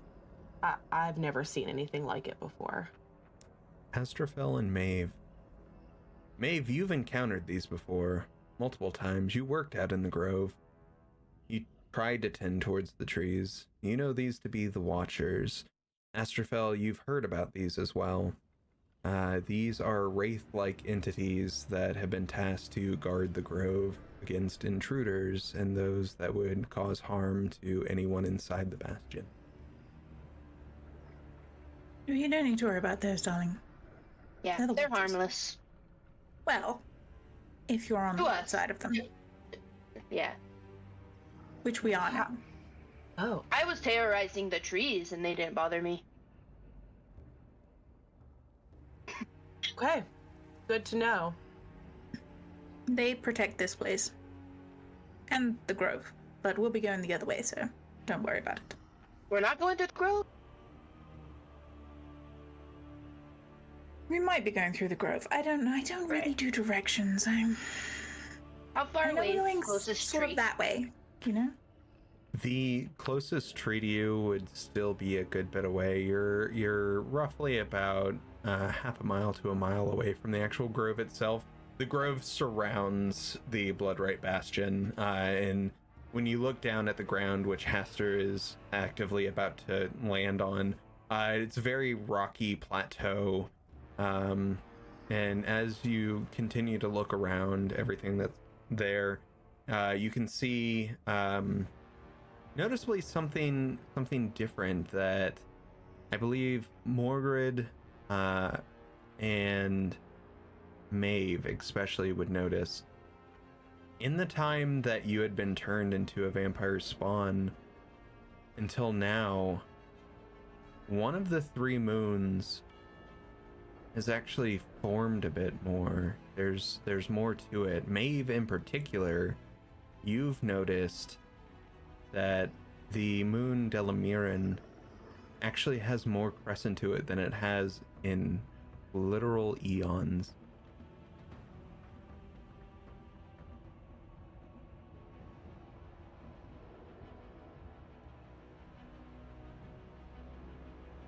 Is it bigger or smaller? I don't. The crescent is larger. Yeah. Okay.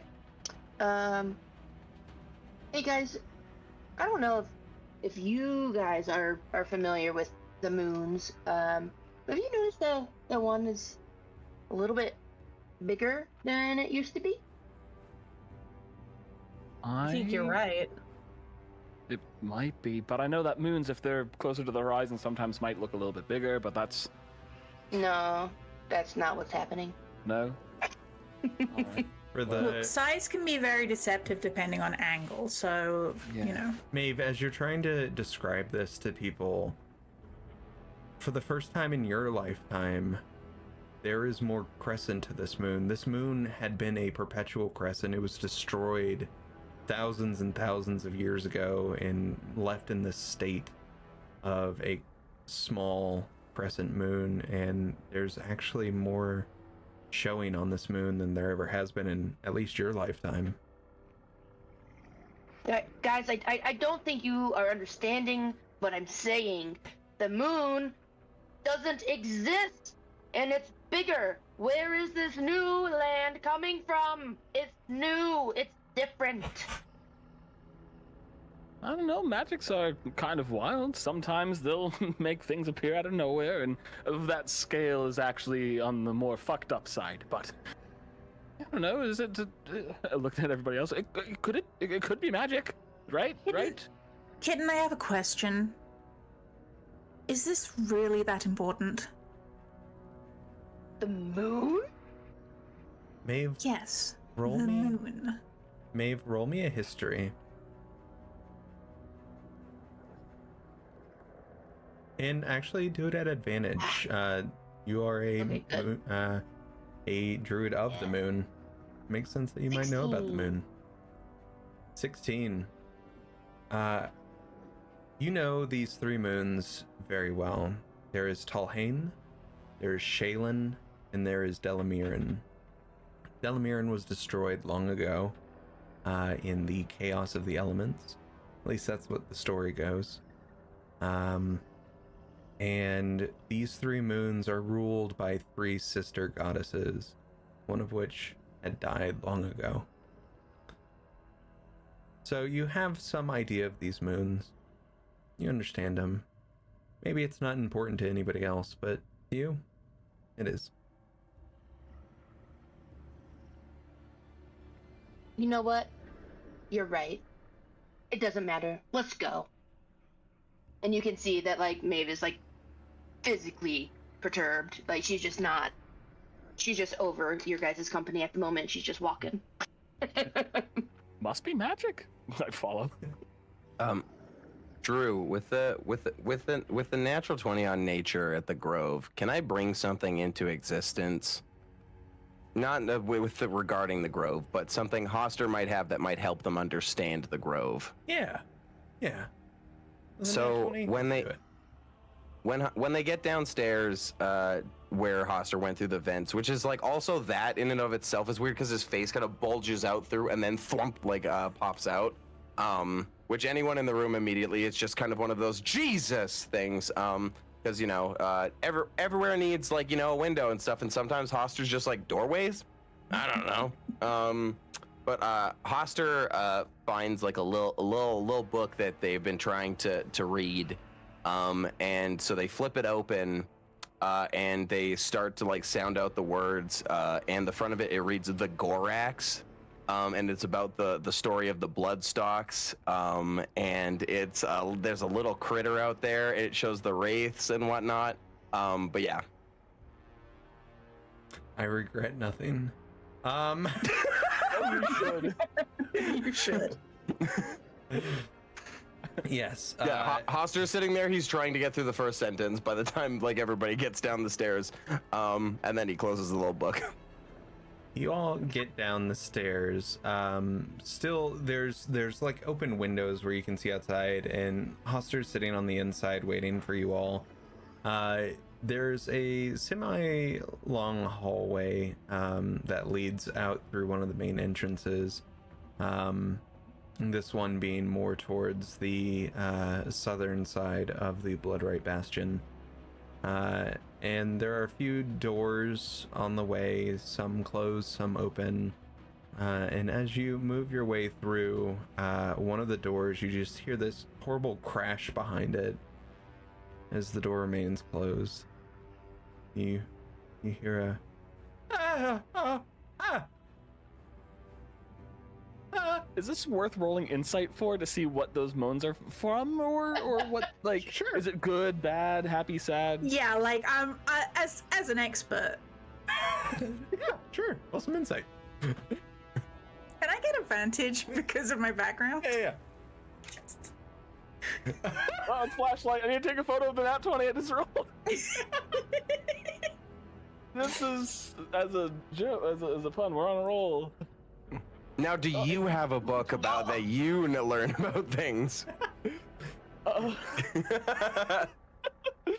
I have a book called The Poor Axe. It's about a poorly ground axe. It's not well sharpened, very irrelevant to the situation.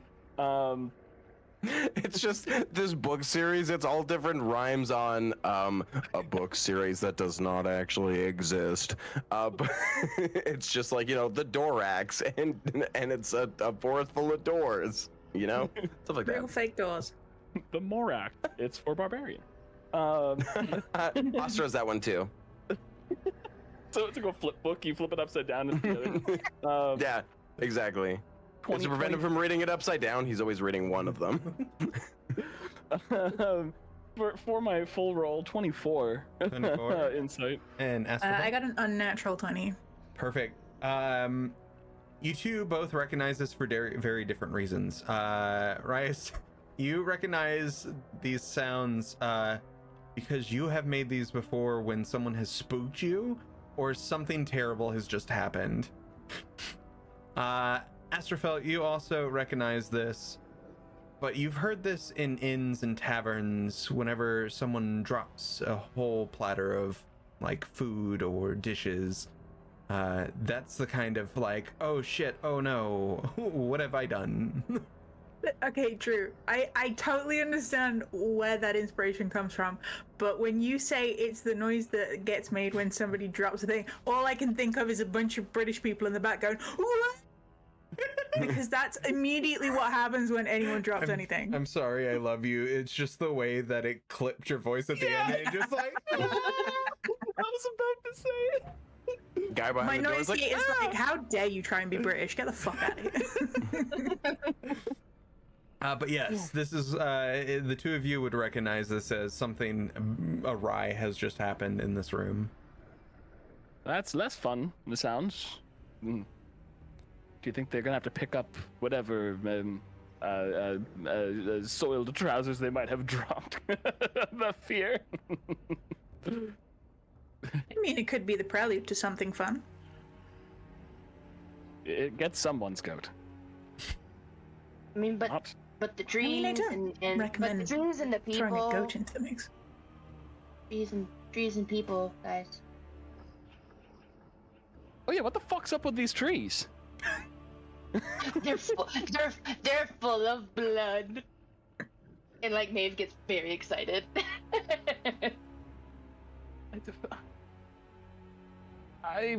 That sounds Delicious. maybe, but Delicious. not. Is this normally a part of this plane? These type of red blood trees? Oster holds up their little book. The Gorax. Okay. That's what that says? Yes. First line is I bleed for the trees.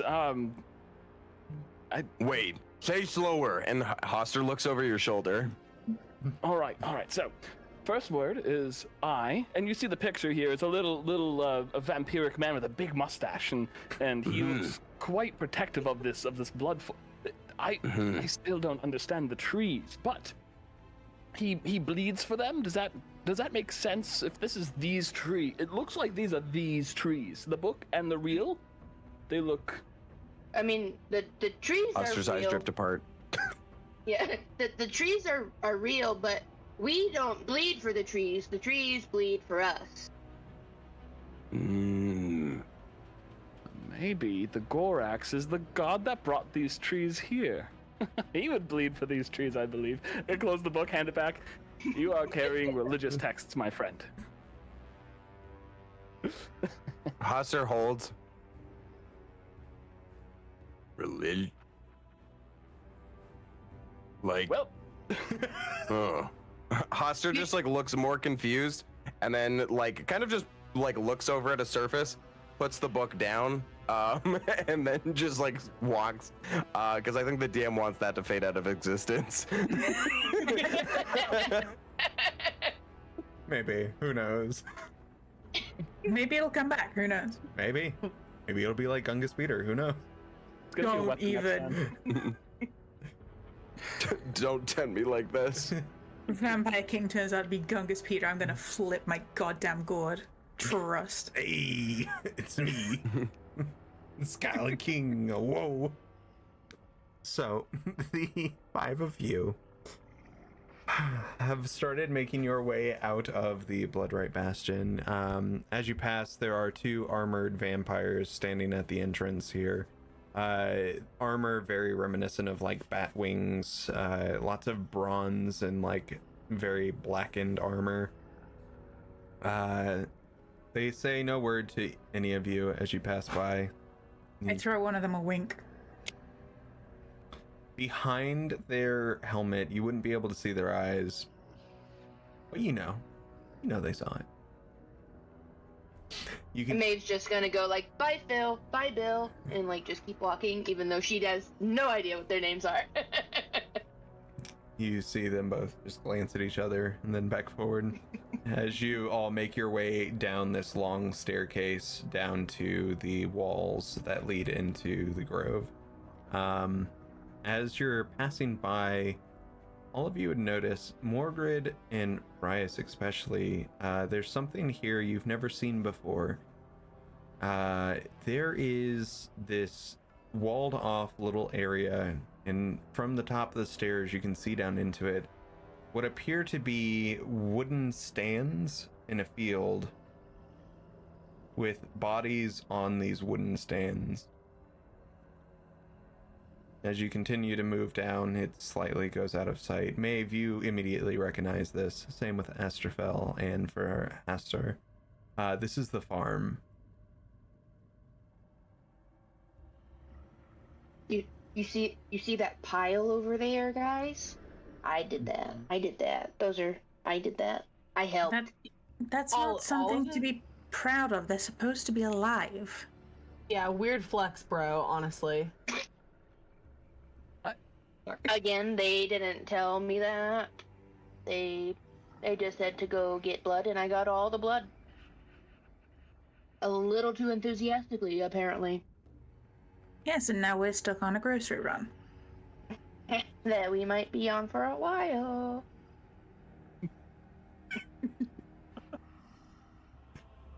Is there such a thing as being over-satiated on blood as a No. vampire? Because I feel like you've Not surpassed from that. what.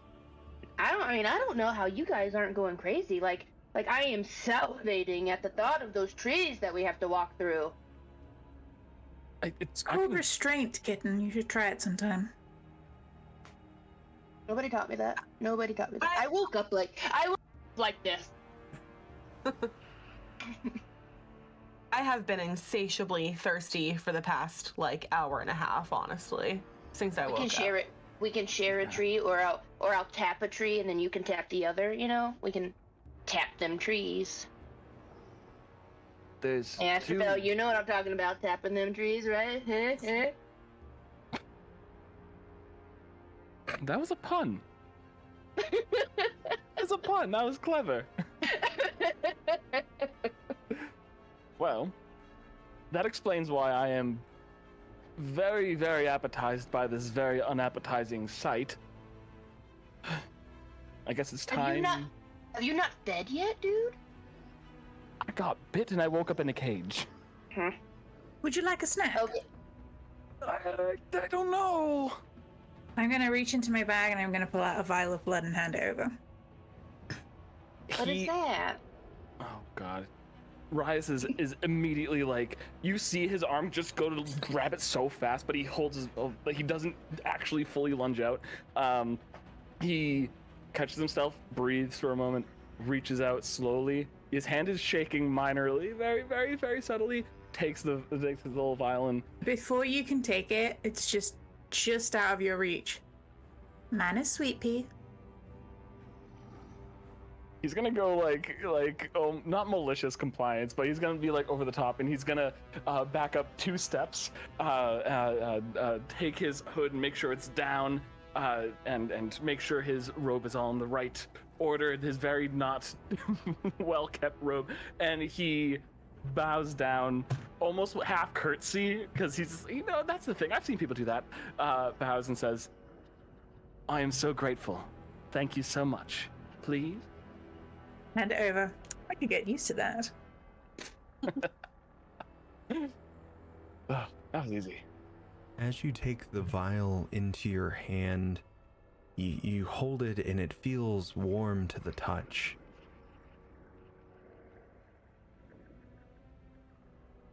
Do I feel colder when I do this? Yes, you do. I think I'm gonna miss having my own warmth, but and it's like to reference SpongeBob, my favorite. It's Squidward, just one bite, just the teeth Oh, yeah. going, but it's like the lips and The Krabby Patties. the little drop goes in, and he books it like 30 feet away in a heartbeat and just downs the rest of it. And you see him like shake his whole body, like he starts to stretch a little bit, and he goes, "Ooh, wow, okay." As this warm blood moves down your mouth and into your throat, it's like an elixir. He skips back. Wait. No, no, no, no, no. Wait till you try a tree. You got any more of that? Come with Can me. you share with the rest of us? Just tap the tree. Tap the trees. It's more than this. What's in that little vial? The trees. The trees. You could do it the It's easy like way. maybe You it's could do it the just- hard way. Maybe It's up just to you, walking precious. towards the trees. I'm gonna follow you to the tree. Yeah. I always tend to take the hard way, so here we go. Fair enough. When everyone was Have asking fun. about vials, Hoster, like in a little bag, like pulled out some bottles and stuff that they were just like, oh yeah, like I have some for emergency, and seeing everyone leaves, just sits there like, and then just puts them back in the bag slowly. I'm just gonna go up to Aster and just very gingerly, like, in that kind of like patting your arm, but the arm sticks to me kind of way.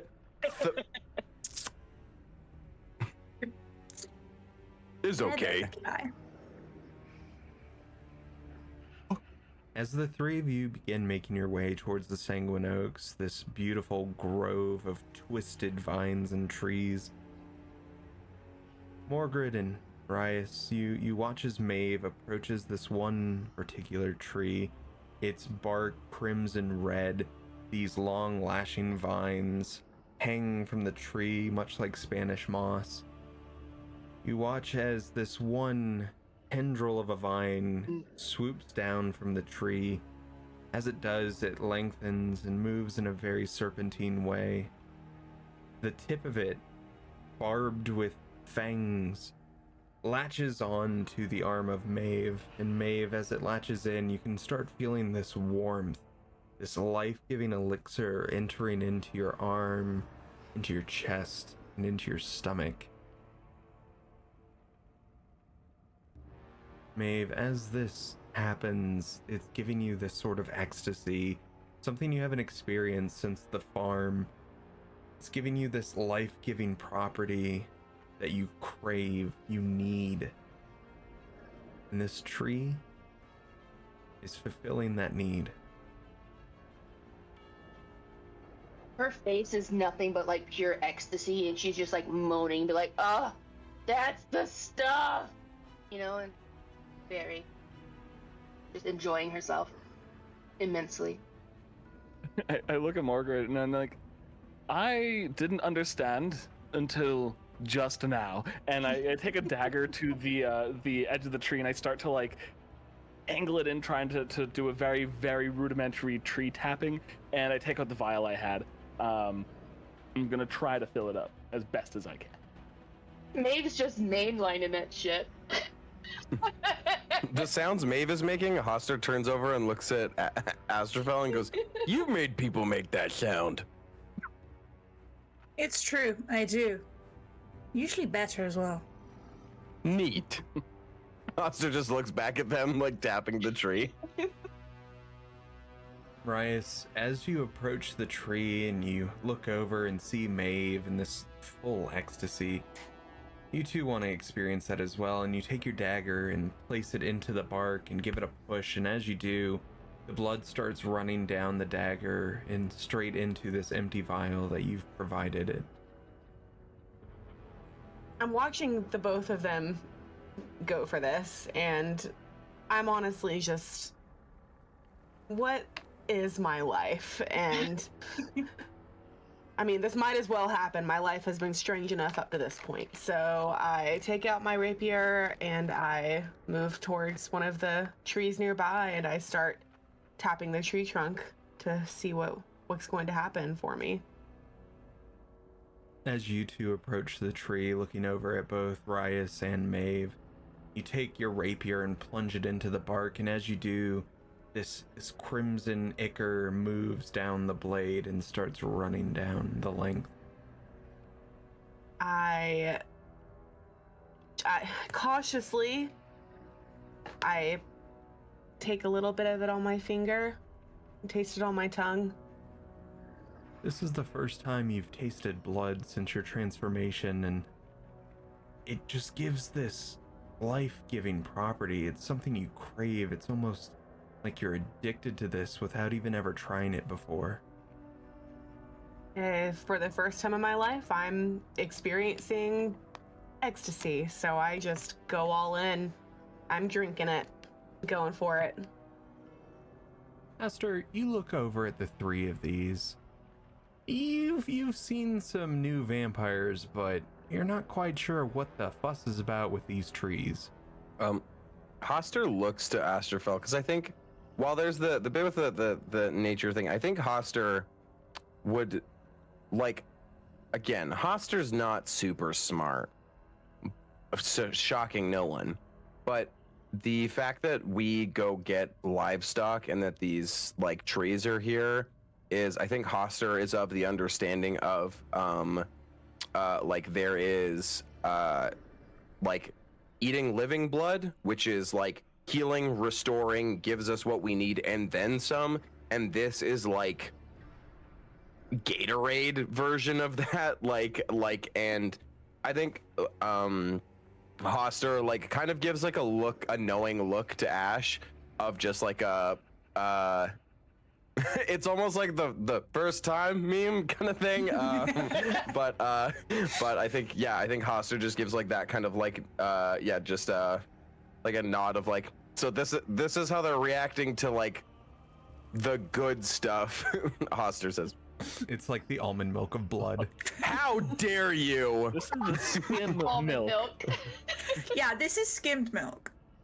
How double dare you, as someone who is a skim milk enjoyer, I don't come here sitting there, you like your thick, like, cow water, huh? Yes. No, I don't. I have I oat wanna milk. Get Oat milk supremacy. You. oat milk.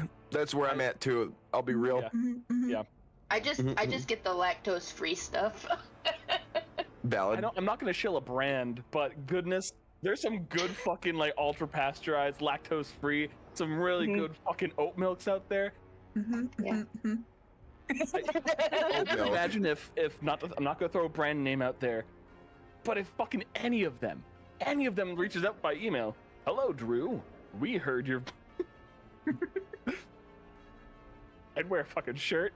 Drew, heard you talking shit about almond milk. We're in. You play the whole game with like a milk mustache. Astrofel, being one of the only few vampires in this party that has actually tasted human blood before, who knows the ins and outs of the lower ranks of the Order Immortalis, you look at these vampire fledglings, one wrapped in the vines of the tree and the other two trying to tap it, and just get an ounce of what real blood would taste like, what real blood would feel like. You just look over at them. These guys. Would you just look at them? Babies. It's like me whenever I'm in the room with anyone else. I'm just like, babies. Just absolute babies. Yeah, I think Astrofel's kind of like, there's this moment of like, this is sort of the last of the innocents. And there's kind of almost a sadness to it because Astrofel didn't get this experience either. And then kind of like dismisses it and pulls out a block of wood that has got a couple of like carving marks on it and just slowly but surely is whittling it whenever they stop. It just starts carving a little bit more out of it, waiting for everyone to kind of sate their thirst for now. Rias, your vial has filled up, full of this blood. I am going to miss the sun, but I can live with that for now. And from the distance, just like echoes with anything that has any sort of bounce back of that goodness. he's about to walk. Rice is about to walk back over to where Ash and Hoster are currently standing, and he's drenched from like right under the eyes down. His arms look sullied and maybe stained. It's like if somebody tried to dye something with like red Kool-Aid. It's gonna take so many different baths to scrub this off. And he walks over, has that like cartoonish like beer gut that you can kind of see through bumping out of the robes, and he goes, "Oh wow, is you have to fight back that every day though?" Yes and no. Maeve is There still are- mainlining the tree. It's intoxicating when you first start, but you'll find that there are much better tasting things out there. I hope it doesn't sell you the things I already like, but That tree, like, it makes stuff, but not real. You having, their blood, that, not blood, but blood, makes sense? artificial is It's no replacement for the real thing. You Art- mean the real thing is better than Artfish. this? Yes. that I say body- as I pull away from the tree with blood, just like, I don't even care. I'm just like, Why get humans if this was better? We wouldn't need a farm if it wasn't better. And Maeve's this, gonna like sort of come out of it and be like, humans are better, but this is really good. plus this, from what Hoster see, this feed you for while, but little bit from living, lots from this to be fed. Makes sense? got it. You would need to feed on probably an entire tree versus one of these. I hold over the vial. Maeve is literally draining the tree. Is it like wilting, just like please? I mean, the trees love me. As the five of you stand there, off in the near distance, you notice this mass of shadow coalescing into a single form. As it approaches closer and closer, you can see a skull on the top and these white pearly fangs underneath. Maeve, it approaches up to you, and as it does, it takes its clawed hands and places it on the vine. The vine retracts away from your arm as you feel this warmth begin to leave your body. It looks at you and says, You are draining my trees. This will be enough. Go now. Yeah, I know, but the trees love me, man. The trees love me. What can I do? He was hugging me. I couldn't get out of it. he looks back to you and to the rest of your group. Don't you have anything better to do? Go now, leave my grove, and leave my trees be. Of course. Always. Come on, children, and there's a flick of the hand as Astrophel casts Prestidigitation on all of you, so you'll look a little better and less bloody. As you do that, I have my hand about to do the same thing. I'm like, all right, well then, let's go. I make myself smell like chocolate. All right, fine, I'll still do it. It's fine. What chocolate? I think hearing that, I kind of turn around and go, I'll bear that in mind for later. I've had enough bites for a while. Well, I wasn't planning on biting you, darling. What could you have meant? The sound like Maeve make? Astrophel make you make. That's what Ash is saying. I think I'll he's keep right, bro. I'll keep that in mind. Not in my mind. Oster's eyes just drift apart. I prestidigitate the smell of chocolate on your raincoat. I'm like, that's chocolate, by the way. The smell of it. Do you have a sense of smell, by the way? Oster kind of sits there for a moment. Oster smell. Chocolate. He licks his raincoat and then looks disappointed. I understand. The five of you begin making your way through the Sanguine Oaks. These trees, very large, and for comparison, Jane and Caitlin, you would know this like the Angel Oak tree in Charleston. Go ahead and look it up if you'd like for the reference. But these trees get smaller and smaller the further you distance yourself through this grove. And as you begin to start hitting the outskirts, the trees are more like vines shooting up through the ground, much like kudzu. And you begin looking around in this desolate landscape. It's rocky, it's barren, there are dead trees around. As you take a closer look, you don't see any animals, you don't see any people.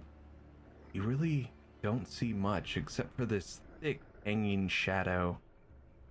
And in the distance, you might see a tall tower with shadows amassing around it. But apart from that, there's not much else here.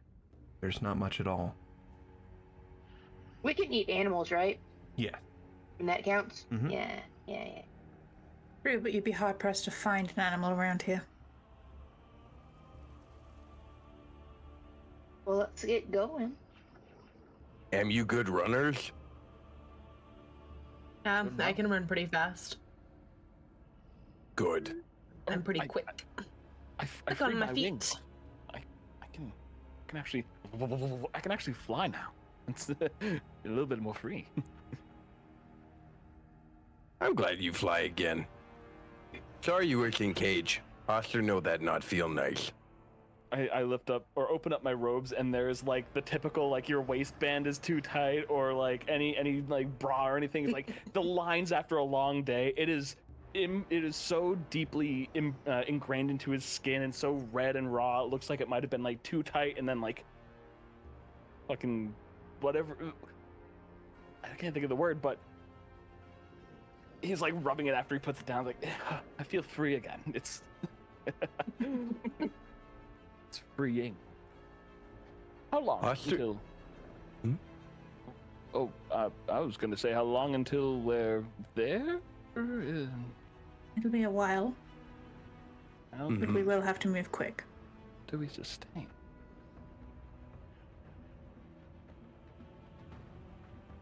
There's no animals. Well, we have some bottles, but bottles don't last forever. So, usually, Oster sent before. You go in, you find, and sometimes, and kind of like looks at like what Maeve, feed while there, so you're okay for trip back. But Oster usually only has to bring few people that Oster can carry.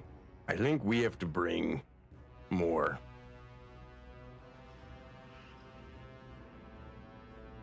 And they have to be alive? They can't be in Yes. like pieces? Nope. Alive. First time Oster went, Oster brought pieces. Oster got put in jar again. Wasn't fun. Live and undrained, like we can't feed off of them at all. You can feed little. As long as they are fed on road. We have to feed them too? No, but if eat from human need to eat to be eaten from again, like on farm. Okay, I gotcha. I struggled with that. I tried to bring them food and then I got hungry and yeah, that happened. I do want to push back a little bit on they can't be in pieces. I have seen many of people be in pieces and still live, although it's not a good life for them, but I don't assume they're going to be getting a good life after we bring them back anyways. It's not about it's not about whether they'll live afterwards, it's how much blood is left in them. Makes sense. So take a foot, cauterize it, still less blood. Think of them as a jar. Once the jar is broken, I just cover the side of Pastor's ears. I jump up and like, be careful. I don't know if he likes the word jar. Pastor's ears not on his head. Ears on head is inconvenient. Pastor hears through vibration. That's so convenient, and I can't fathom actually how that might be perceived.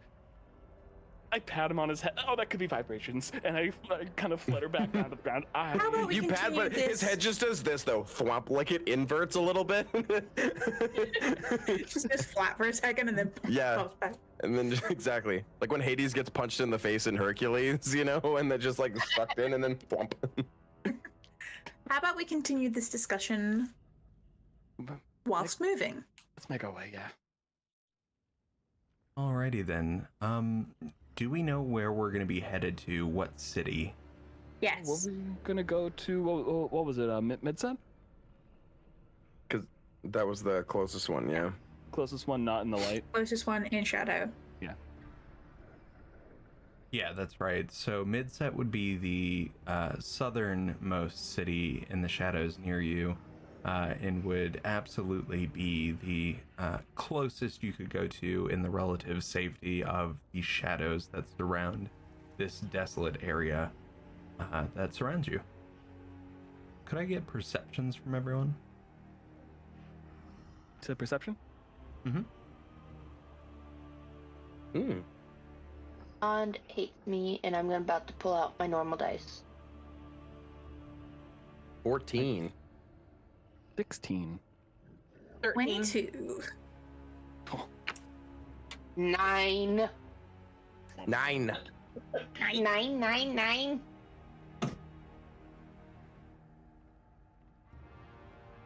For those of you who have rolled above a 15, off in the distance, a couple hundred yards away, you take a look and you start seeing this roiling mass of fabric. It's just hovering up in the air, and this fabric is very dark in color, and you start hearing this chittering noise.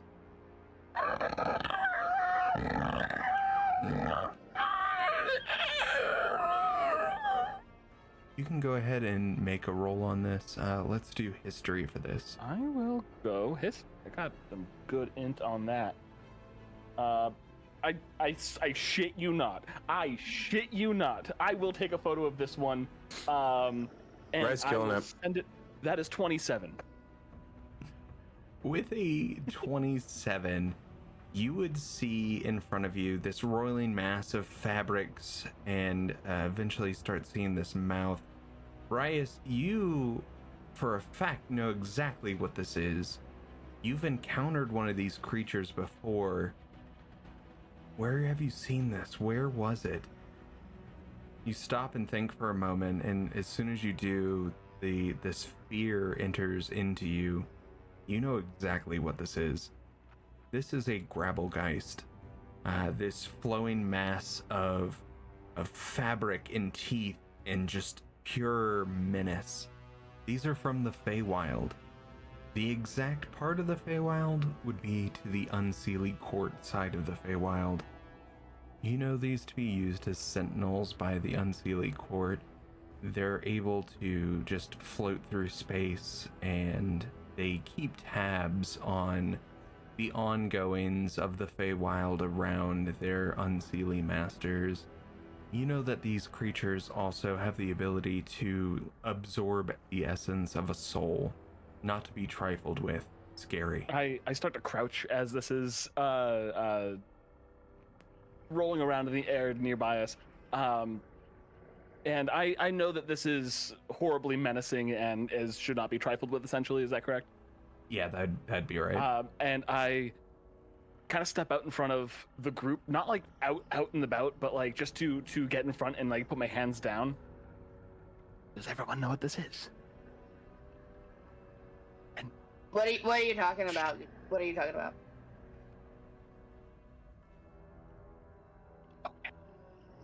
I look back over my shoulder and I start to like gesture to everyone to step back like 10, 20 feet, like back. This my new companions is a Grabbelgeist. My time in the Fae has not that they're fabled, they're well documented, they are well known, but they are also well avoided.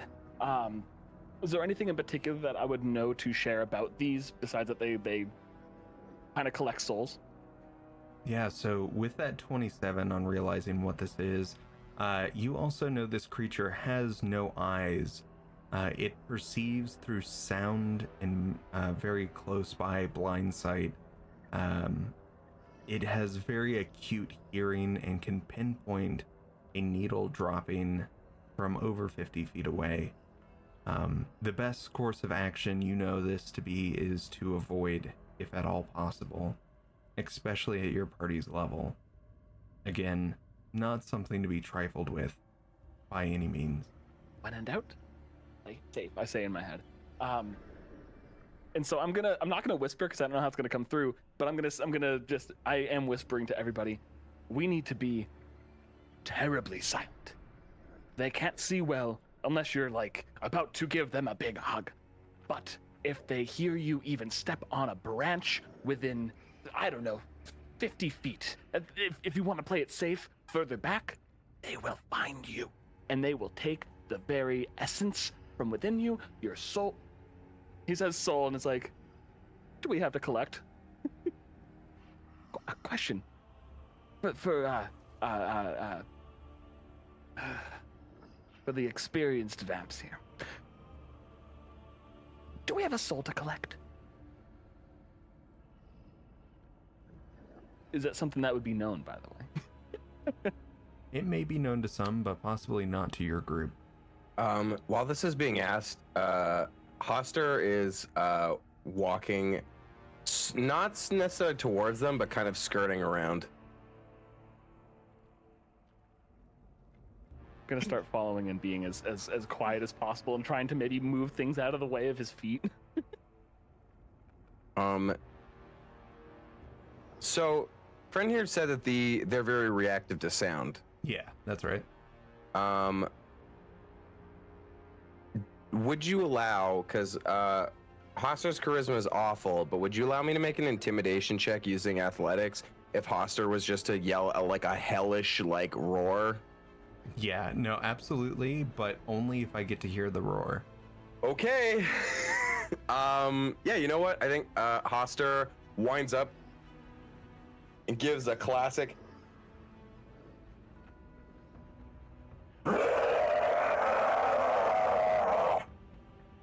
Okay, so with that glorious display, this creature looks over in your direction.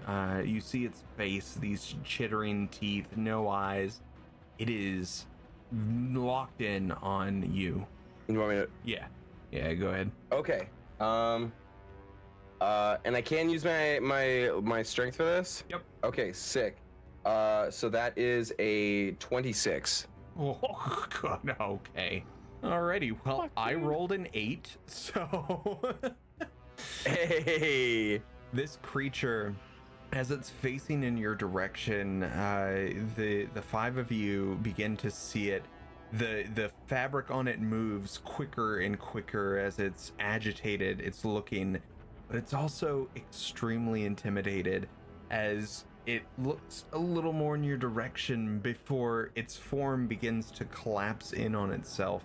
You watch as this creature, the fabric, implodes as the creature vanishes from sight. You be quiet. Hoster like be loud. And Hoster's gonna start walking up the road. Do I have any inclination that should have worked? I'm gonna be real honest with you. You've never seen anyone stupid enough to try what he just did. I'm in character, baby! I think as you done that, started walking away, I'm just standing there like unmoved. I'm like, Right. I just pat you on the shoulder as I walk past. I wouldn't bet against him.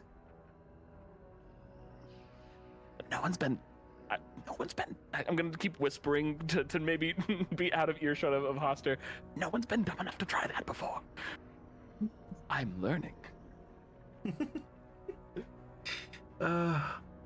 As the five of you continue through this desolate wasteland, you start seeing different creatures moving around with you. A lot of them are shadowed. Behind some trees, you might see these white glowing eyes attached to shadowy bodies peeking around the trees. As you continue on, you can see different creatures, some towering and just coated in shadow. There are bones laid across the floor. There are these interesting orbs that float in the sky with like purple pustules in these slender black pinnacles that move around them, very sentry-like. You can see signs that there was some kind of fight here at one point in time. And obviously not everyone survived this fight. You can see armor laying on the ground. You see these skeletons of people. As you continue, you finally end up at this large winding river in front of you. Oh shit. I don't know the repercussions. Can I roll history to see if I've heard any stories of like vampirism and what not to do type of thing if you're a vampire? Yeah, absolutely. Go ahead and do that roll. While that history is being rolled, Hoster's understanding of being a Hoster, because Hoster has seen some vampires get hurt by running water, but we're not there yet in our form yet. So like this isn't a thing that like scares or worries Hoster currently yet. Yeah. Correct? Yep. Okay. I got a 14. Hoster, you know for larger powered vampires that, you know, running water and things like that might be of an issue. And you know for yourself, there are certain things that affect you in your current state. But as far as affecting any of you at the moment, you definitely don't think that this would be an issue for you, especially with this bridge that stands across this wide river. You know, with more powerful vampires, it's more along the lines of traveling through, not over the river, that would be the issue. So yeah, that's the main gist. I point to the river. What do we do about this? Is this an issue? It water. Well, Yes. Morgrid just... she's kind of not really settled with the fact that she has changed and she's not who she used to be. What is the hold up, everyone? I just start making my way towards that bridge and trying to cross it. Step 1 foot across. Maeve is also following Morgard and just be like, dude, it's a bridge, and just like right behind Morgard, just walking right towards it. Morgrid, as you take your first step onto the bridge, you get some hesitation with the thought of what Rias had said, and you put that behind you and take your next step and your next step as you start crossing over with Maeve without any issue at all. Well, look at me. that might The not bridge be is so not easy. scary. One day it might be. If the tales are true. Tails? You have Stories. wings, no tail. Yes, but think more of that lovely book you used to hold on to. It's called The Gorax. It's a tale or a story about What? it's about a small vampiric man with a big mustache who bleeds for the trees, who might be a deity. Remember that book? Hoster's eyes drift apart. Ducky Pie, Mm. do you want to hold my hand? Yeah. Okay. Astrofel and Haster, you manage to make your way over the bridge without an issue, and as the group continues down this road, off in the distance you can see the torchlight of a caravan moving towards y'all's direction. Looks to have a few people in this caravan. Maeve just kind of like looks back at you guys, and you can see like the glint in her eyes, and you can tell that she's like salivating. Do you Are want you all everyone thinking to what know what we are? I mean, they won't remember because they'll be dead. No, they can't be dead. Isn't that the... Not these ones. We're going to the city to get our food. These are the snacks along the way. Yes, and people will find them We and can know that take there are 'em vampires farther. in the area. No, that's why you just like claw them up real good, and I can do that.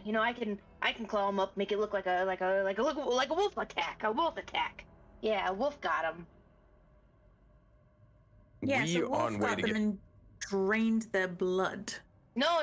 They just bled out, and then we drag them, and okay, we gotta wait for them to get by the river, okay, and then we kill them, and then we drag them from like the bed, like the shore of the river, and we drag them into the woods. So they don't know if like they bled out before we moved them, and if they did, their blood was in the river, and it just kept going. So like.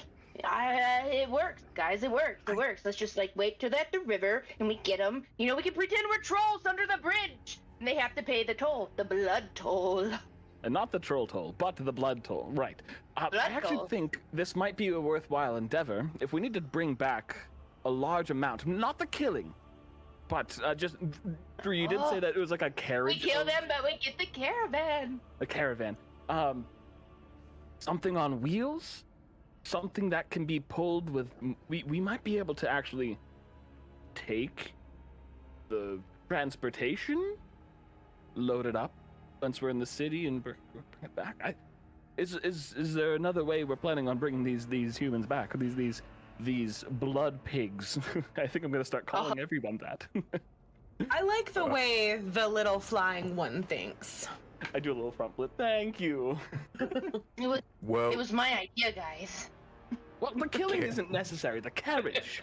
The carriage. Carriage usually like we sent on job, we go back.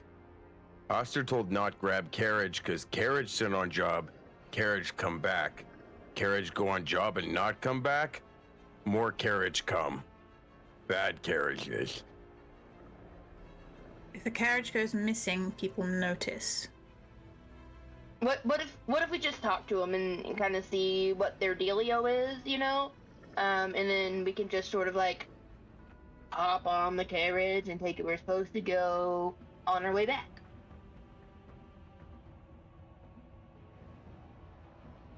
So we get the carriage, we get more bodies, and then we still don't let them think anything's amiss. And we are filled to our brim with blood. That still ends up with us making a carriage go missing in the long run. We can return it after we drop off the bodies to the farm. Why not? You want to come back and then go back again? It seems like a waste. More snacks. I'll do it on my own. More snacks. Why not barter with these folks here? They all have desires. They all have thoughts, I'm sure.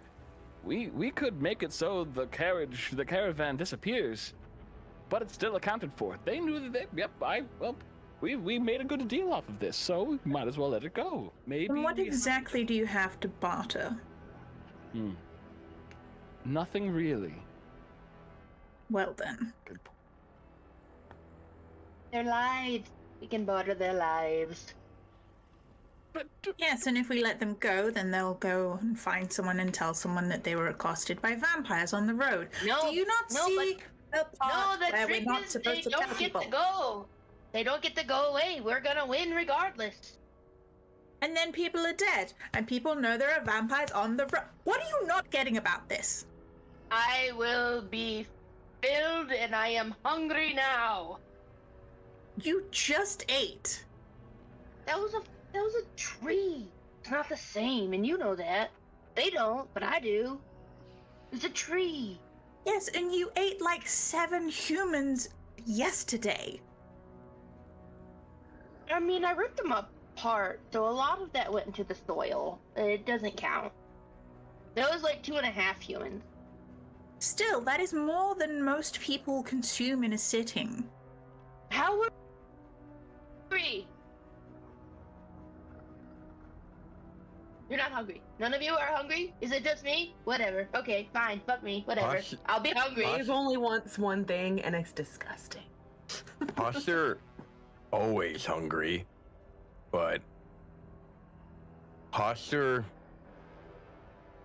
not allowed to act on hunger all the time. Why not? If we were slaves to our hunger, we would be hunted to the ends of the earth. We have to show restraint. I'm used to being hunted. In my mortal life, I was hunted. It doesn't matter. There's ways around it. There's ways around Maeve, it. Okay. it's not just about you. Suppose that's fair. There are 4 other people here, and I'm not risking anyone's life because you can't keep it in your fucking mouth. I start backing up. Good Lord. As if Why is it always difficult with children? Look, it's difficult with any. I'll let you guys go first, and I'll just watch from the trees. It's fine. Well, we should establish what we need to bring back. Not the item, but how much. Do we know exactly what we need to bring back? Is it like is it 5 Hoster loads of people? Because I can't carry a single being. given how many people we came with, would we have an indication of how much we're expected to bring back? I'm gonna say, Oster, you know Mother Kadira was familiar with what happened in the farm just recently, and there needs to be a replacement. 7 victims were taken, so at least that many should be returned. Yeah, I was gonna say Hoster, like, doing mental math, because when Hoster's been sent to do this on their own, Hoster, to scare everybody in the party, can carry about 5-6 humans worth on their own. And so I think Hoster, even though, like, there's the 3 brain cells bouncing around like the DVD logo, but every so often it hits the corner when we were sent, I think Hoster is aware that we have more than the capabilities to replenish that. This is more of a test, if anything, of can we at least do that. Hoster, our amount we need get is up to we sort of 7 people go missing, and kind of like Hoster looks at Maeve, but there isn't like a condescending, like any look kind of thing. It's just like a kind of glance of just like it happens, and Hoster kind of shrugs. Hoster sent before, and Hoster sometimes gets 5-6 by themselves, but we sent so we can get 7 and more. It, like, Hoster used to get locked in rooms and told that there was timer and nobody could be alive after a certain amount of time. And faster Hoster did it, more Hoster got fed. So we bring more, we get more. This makes sense? Yeah, I think Higher the so. bounty, higher the reward. And I have a way, I think, that might make it easier to bring them back. And it does involve the caravan. So we're gonna go to the city. We're gonna get our produce. We'll need a way to bring it back, because you look like a hefty plasman, Hoster. But if we're trying Plasman? it's like you look like a plasman, and you're also of a shape of a currently of a being of a bipedal human or being in general. Not the point. Not the point.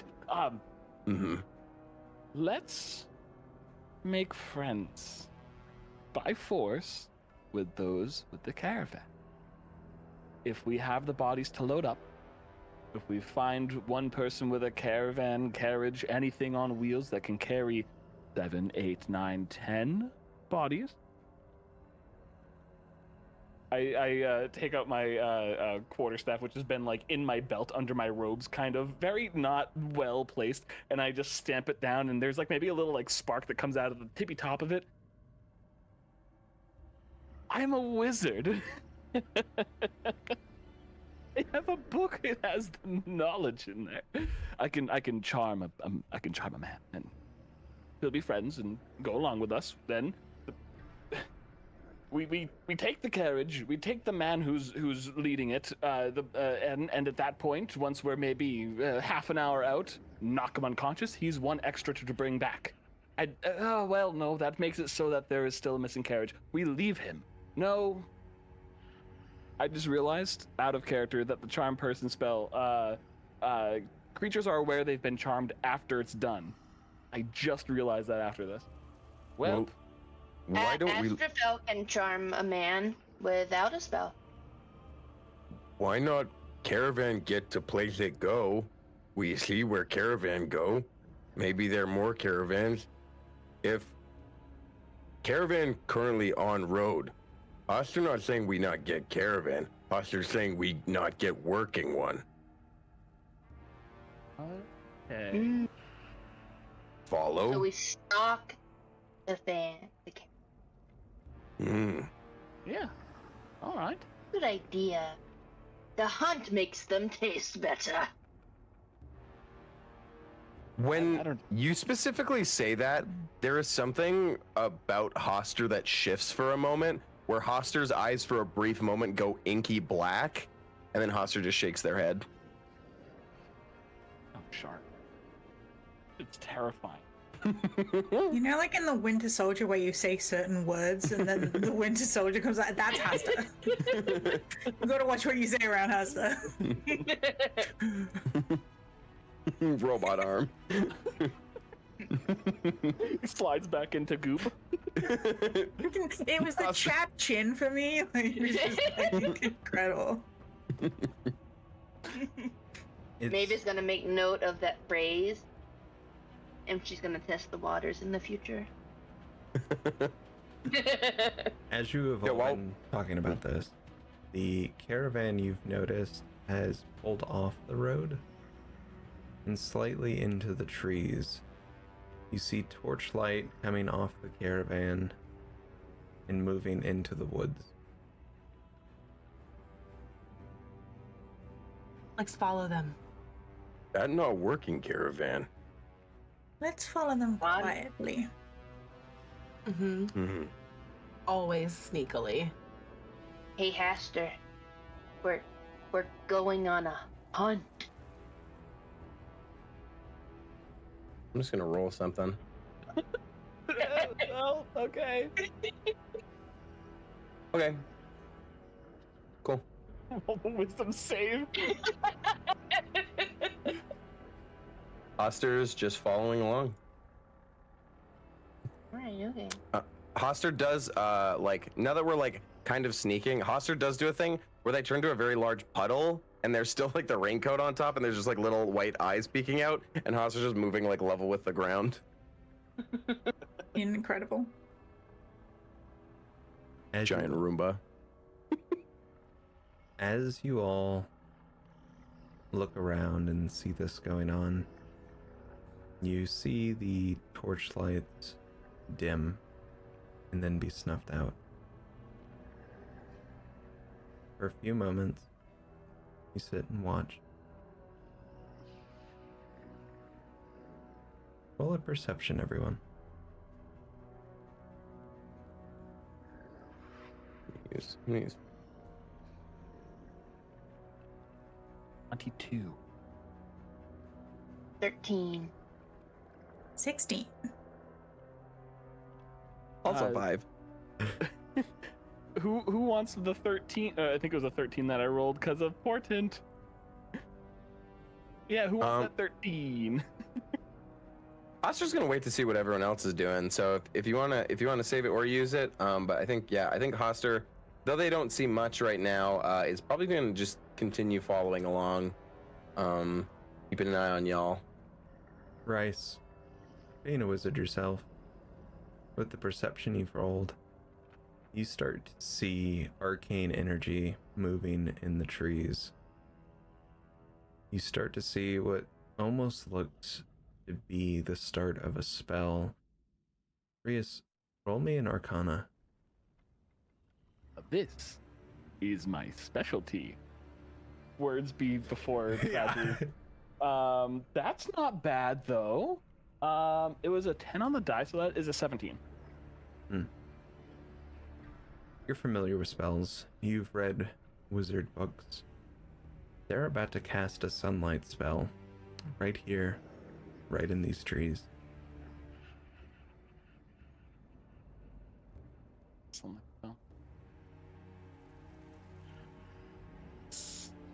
I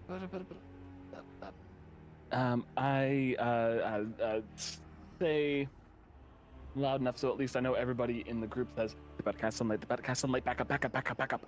And I'm gonna try to go hide behind wherever I can tell the source is going to be. Or on the other side, so if there's a tree nearby, I'm gonna try to go behind it. Question. Mm-hmm. Is there, because while again Hoster dumb as hell, is there anyone with us at like the bastion, or that Hoster wouldn't like have heard of or know of, like that's of like vampiric or similar to us in the area? Because hearing like the sunlight spell, like that does set off alarms in Hoster's head. Hoster knows we're not at the point where like sun is that much of a deterrent for us, but that being said, like Hoster's now like hearing like a bunch of people doing that. I think Hoster would like be concerned if like there's someone else like they've heard. Does that make sense what I'm asking? Mm-hmm. To your knowledge, no. You don't think anybody else is out here. However, there are very high-powered vampires in the Order. You know for a fact Mother Kadira can move in sunlight with no issue. Mm-hmm. And then there's other more powerful vampires that would burst into flame should they step into a spell or natural sunlight like that. But for you lot, Hoster, you're not as concerned. At least not for the spell itself. Mm-hmm. I think Hoster is going to, like, there's this reverberation through there's like, now it's kind of like shown more how Hoster speaks, which isn't necessarily through like a mouth, but again, like that vibration being that they're plasma, and to everybody's just, sun doesn't hurt us yet.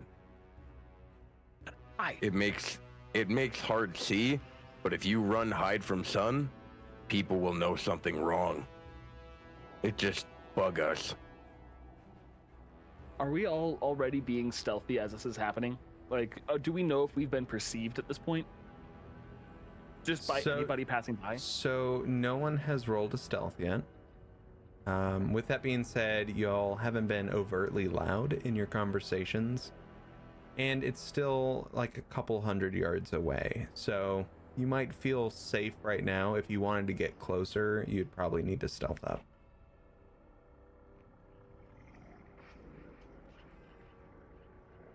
I am still jumping behind where I believe the source is. Like on the other side of it, like a tree or something like that, like I said before. And I'm just going to say, if there's light and they can perceive us, if we're trying to be stealthy, we should be out of the light. Not for any danger of our being, but of being seen. Is that the... and just hide behind a tree. Just I always stick to the shadows, so I agree. I'm staying away from the light.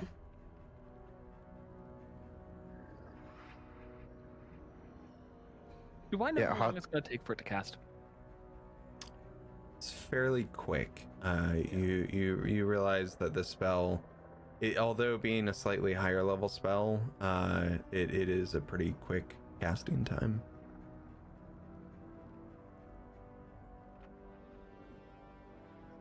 Hoster's also going to join in the moving out of the way, but I think Hoster's going to do their best now because there's a little bit of curiosity of like why someone would be bringing out the sun here. Like, because Hoster knows about like the scary stuff, but I think that's beyond Hoster's understanding, and so there's a little bit of a question about that. Astrafel is probably gonna scooch a little closer, and I will definitely roll a stealth check for that. But also, Astrafel is going to cast Shadow Puppet on themselves, and have their shadow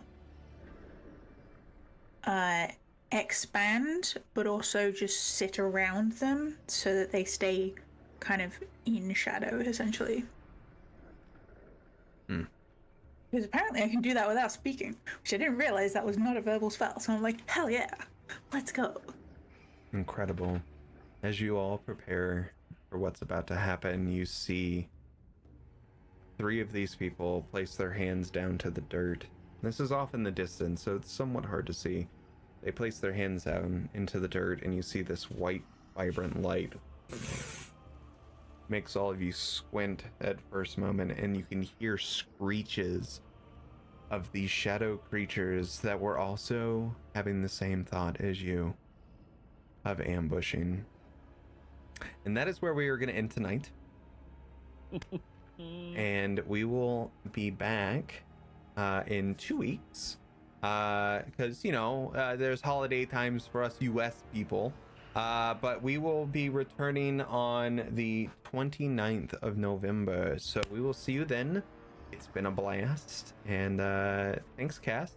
And if you want, stick around or come check out either our Patreon or Spotify for some bonus content. And yeah, we'll tell you more about that in the Discord. So come check us out. We love you. And as always, stay thirsty, my friends. I think that's a copyrighted thing, but you know what? Screw it.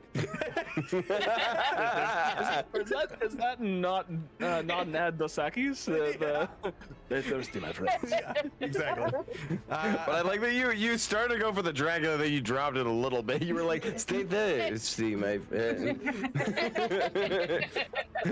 Stick on. Oh shit, that we are getting into territory. Disney, don't sue me. Don't get quenched, my friends. All right, everybody. We'll see you in 2 weeks. Take it easy. Bye.